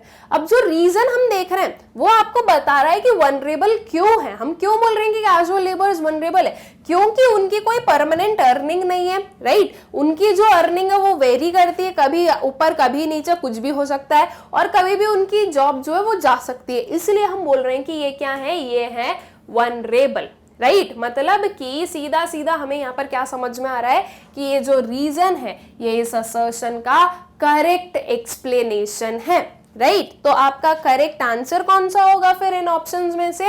Your option A, that is both assertion and reason are true and reason is the correct explanation of assertion. ठीक है, आई होप सो स्टूडेंट्स कि ये क्वेश्चन आप लोगों को क्लियर हो गया है, आप लोगों को अच्छे से समझ में आ गया कि आपको असर्शन और रीजन वाले क्वेश्चंस कैसे आंसर करने हैं। ठीक, फिर नेक्स्ट क्वेश्चन पर चलते हैं। फिर से असर्शन रीजन बेस्ड क्वेश्चन है। असर्शन देखें, देखो ऑप्शंस तो वही सेम रहने वाले हैं। हम असर्शन देखते हैं, रीजन देखते हैं और फिर अपने ऑप्शंस देख लेंगे। असर्शन देखें, calorie based norm is not an adequate measure to identify the poor. जो कैलोरी बेस्ड नॉर्म है वो जो है वो एडिक्वेट मेजर नहीं माना जाता है पुअर को आइडेंटिफाई करने के लिए। क्या ये चीज सही है? यस, ये क्या है, ट्रू है। कि सिर्फ और सिर्फ हमने उसमें ये पढ़ा था स्टूडेंट्स की पावर्टी लाइन जो डिटरमाइन की जा रही है वो सिर्फ कैलोरी बेस्ड पर है, लेकिन वो कैलोरी के अलावा भी बहुत सारी बेसिक चीजें होती है जिसे उसके डिस्टिंग्विशन में यूटिलाइज नहीं किया गया है। मतलब कि उसके अलावा जो फैक्टर्स है, कैलोरी के अलावा जो फैक्टर्स हैं उन्हें इग्नोर किया गया है, तो ये एक ड्रॉबैक है, राइट। और इसी के लिए बोला जा रहा है कि वो एक एडिक्वेट मेजर नहीं है। ओके, तो इसलिए ये स्टेटमेंट क्या है, ट्रू है। अगर मैं रीजन देखूं तो क्या है, this method does not differentiate between the very poor and the other poor. ये जो मेथड है ये वेरी पुअर और अदर पुअर के बीच में डिस्टिंक्शन नहीं करता है। ये चीज भी हम लोगों ने पढ़ी है। जैसे कि ये हमारी पूरी पॉपुलेशन है, ये हुई आपकी पावर्टी लाइन। अब इस पावर्टी लाइन में स्टूडेंट्स यहाँ पर कुछ होंगे जो कि हम बोलेंगे मियरली ऐसी पुअर है, बस बिल्कुल यहीं पर यार है। ये आएंगे आपके कुछ वेरी पुअर वाले, ठीक है। इधर आ गए कुछ आपके एब्सोल्यूट पुअर वाले। तो ये जो आपकी पावर्टी लाइन होती है ये इनमें डिस्टिंक्शन नहीं करती है, सिर्फ पावर्टी लाइन पुअर और नॉन पुअर में डिस्टिंक्शन कर रही है। अब बहुत सारी ऐसी चीजें होंगी जो कि एब्सोल्यूट पुअर को मिलनी चाहिए, लेकिन बिकॉज कि ऐसा कोई डिस्टिंक्शन नहीं हुआ तो हो सकता है कि जो भी स्कीम्स वगैरह है वो सिर्फ यहाँ तक रह जाए और इस जो बहुत ही ज्यादा वनरेबल ग्रुप है वहां तक पहुंच ना पाए। ये चीजें पॉसिबल है। ओके, तो मतलब कि ये जो आपका रीजन दिया है वो भी क्या है, ट्रू ट्रू है कि जो आपकी पॉवर्टी लाइन है वो डिस्टिंग्विश नहीं करती है, डिफरेंशिएट नहीं करती है between very poor and the other poor. तो ये स्टेटमेंट भी क्या आ रही है आपकी, ट्रू आ रही है। अब बात ये आती है कि क्या ये रीजन इस असर्शन का करेक्ट रीजन है? तो देखो बिल्कुल सही बात है, कैलोरी बेस्ड नॉर्म जो है वो एडिक्वेट नहीं है, क्योंकि ये जो मेथड है ये वेरी पुअर और अदर पुअर में डिफरेंशिएट नहीं करता है। ओके, ये इसका रीजन बन रहा है, बिल्कुल इसका रीजन बन रहा है। मैंने जो बोला था वो भी उसका रीजन था, मतलब कि ये जो मैंने आपको एक्सप्लेन किया था कि एडिक्वेट मेजर नहीं है, मतलब कि ऐसा थोड़ी नहीं कि वो एडिक्वेट मेजर नहीं है तो सिर्फ एक ही रीजन हो सकता है, नंबर ऑफ रीजंस हैं उसके पीछे, लेकिन एक ही मेथड, एक ही जो है वो हमने यहाँ पर बताया कि ये उसका रीजन है। तो क्या ये सही है? यस, ये सही है। मतलब कि your assertion is true, your reason is true and reason is the true explanation of assertion. मतलब कि आपका जो आंसर ए है, मतलब कि ऑप्शन ए है वो करेक्ट होगा, जो कि क्या बोल रहा है, both assertion and reason are true and reason is the correct explanation of assertion. ठीक है, आई होप सो कि ये क्वेश्चन भी आप लोगों को क्लियर हो गया है। फिर नेक्स्ट क्वेश्चन पर चलते हैं। फिर से असर्शन रीजन क्या है? Assertion, poverty and unemployment are related to each other. Poverty और अनएम्प्लॉयमेंट जो है वो एक दूसरे से क्या है, रिलेटेड है। क्या ये ट्रू है? यस, ये बिल्कुल ट्रू है। जो लोग अनएम्प्लॉयड हैं वहीं पर ही तो पॉवर्टी आ रही है, राइट? रीजन क्या है? अनएम्प्लॉयमेंट लीड्स टू पॉवर्टी, बिल्कुल सही बात है। ये वही मैंने अभी बोला कि अनएम्प्लॉयमेंट है, लोगों के पास में काम नहीं है, इसलिए पॉवर्टी हो रही है। ठीक है, तो ये जो अनएम्प्लॉयमेंट लीड्स टू पॉवर्टी सही है। पॉवर्टी और अनएम्प्लॉयमेंट कैसे रिलेटेड है? Because unemployment leads to poverty, right? मतलब कि ये जो असर्शन का ये रीजन है, ये इसका क्या बन रहा है, करेक्ट एक्सप्लेनेशन बन रहा है। मतलब कि your assertion is true, your reason is true and reason is the correct explanation of assertion. तो आपका जो ए वाला ऑप्शन होगा ये आपका करेक्ट ऑप्शन होगा, जो कि शो कर रहा है both assertion and reason are true and reason is the correct explanation of assertion. ठीक है, आई होप सो कि ये क्वेश्चन भी आप लोगों को क्लियर हो गया है। नेक्स्ट क्वेश्चन पर आते हैं, फिर से असर्शन रीजन वाला ही क्वेश्चन है। असर्शन अगर हम देखें तो क्या है, it is essential to develop proper storage facilities in rural areas. Rural areas में प्रॉपर जो है स्टोरेज फैसिलिटीज को डेवलप करना असेंशियल है। क्या ये स्टेटमेंट ट्रू है? यस, ये बिल्कुल ट्रू है कि हाँ इस चीज की बहुत ज्यादा जरूरत है कि स्टोरेज फैसिलिटी हो। जो रीजन है वो क्या है, farmers can wait for better price for their products in the market. जो फार्मर्स हैं वो बेटर प्राइस के लिए वेट कर सकते हैं। ये क्या ट्रू है? यस, ये ट्रू है। तो स्टोरेज फैसिलिटीज क्यों होनी चाहिए रूरल एरियाज में? ताकि जो फार्मर्स हैं वो जब उन्हें बेटर प्राइस मिलेगा तब वो जाकर अपना जो प्रोड्यूस है वो सेल कर दे। अगर प्रॉपर स्टोरेज फैसिलिटी होगी तो वो स्टोर करके रख लेंगे, राइट? मतलब कि ये जो रीजन है ये इस असर्शन का क्या बन रहा है, ट्रू रीजन। कि मतलब कि हम क्यों बोल रहे हैं कि स्टोरेज फैसिलिटीज होनी चाहिए, वो इसलिए होनी चाहिए ताकि जो फार्मर्स हैं वो अपना जो भी प्रोडक्शन किया गए ग्रेन्स वगैरह है उन्हें स्टोर करके रखें और जब अच्छा प्राइस होगा तब वो उसे सेल करें, right? It means your assertion is true, your reason is true and reason is the correct explanation of assertion. मतलब कि आपका correct option कौन सा है? Your option A. Okay, both assertion and reason are true and reason is the correct explanation of assertion. Okay, I hope so students कि ये question भी आप लोगों को क्लियर हो गया होगा। एक और आया हमारे सामने क्वेश्चन, फिर से देख लेते हैं क्या है। The Prime Minister urged to increase the rural income by increasing non-farm activities. जो प्राइम मिनिस्टर है उन्होंने अर्ज किया कि जो रूरल इनकम है वो बढ़ाओ। कैसे? नॉन फार्म एक्टिविटीज को बढ़ाकर। क्या ये चीज सही है? तो यस, ये सही है। बिकॉज अगर सिर्फ फार्म एक्टिविटीज पर बेस्ड रहेंगे तो इतना जो है प्रोडक्शन वगैरह नहीं हो पाएगा, इसलिए नॉन फार्म एरियाज में जाना है। रीजन क्या बोल रहा है? Non farm activities, agro processing industries, pottery, craft, handloom provide alternative avenues for sustainable livelihood and may raise the level of income as the risk due to fluctuations in production and market prices is generally less. ठीक है, तो ये जो non farm activities है students, वो कुछ alternative avenues जो है वो ओपन करेंगी, और ये जो रिस्क है जो प्रोडक्शन और मार्केट प्राइसेस पर जो मतलब लोगों की इनकम के लिए जो एक रिस्क बनता है सिर्फ एग्रीकल्चर सेक्टर, वो थोड़ी कम हो सकती है। क्या ये ट्रू है? तो यस, ये ट्रू है। क्या ये रीजन इस असर्शन का ट्रू एक्सप्लेनेशन है? बिल्कुल है। देखो क्यों अर्ज कर रहे हैं prime minister non farm industries पर या नॉन फार्म एक्टिविटीज को इंक्रीज करने के लिए, ये उसका करेक्ट रीजन है, राइट? मतलब कि your assertion is true, your reason is true, and reason is the correct explanation of your assertion. मतलब कि आपका जो ऑप्शन ए है ये क्या होगा? ये होगा आपका correct option. Okay, I hope so कि ये क्वेश्चन भी आप लोगों को अच्छे से क्लियर हो गया होगा, और जो हमारे सारे क्वेश्चंस थे वो आप लोगों को अच्छे से क्लियर होंगे।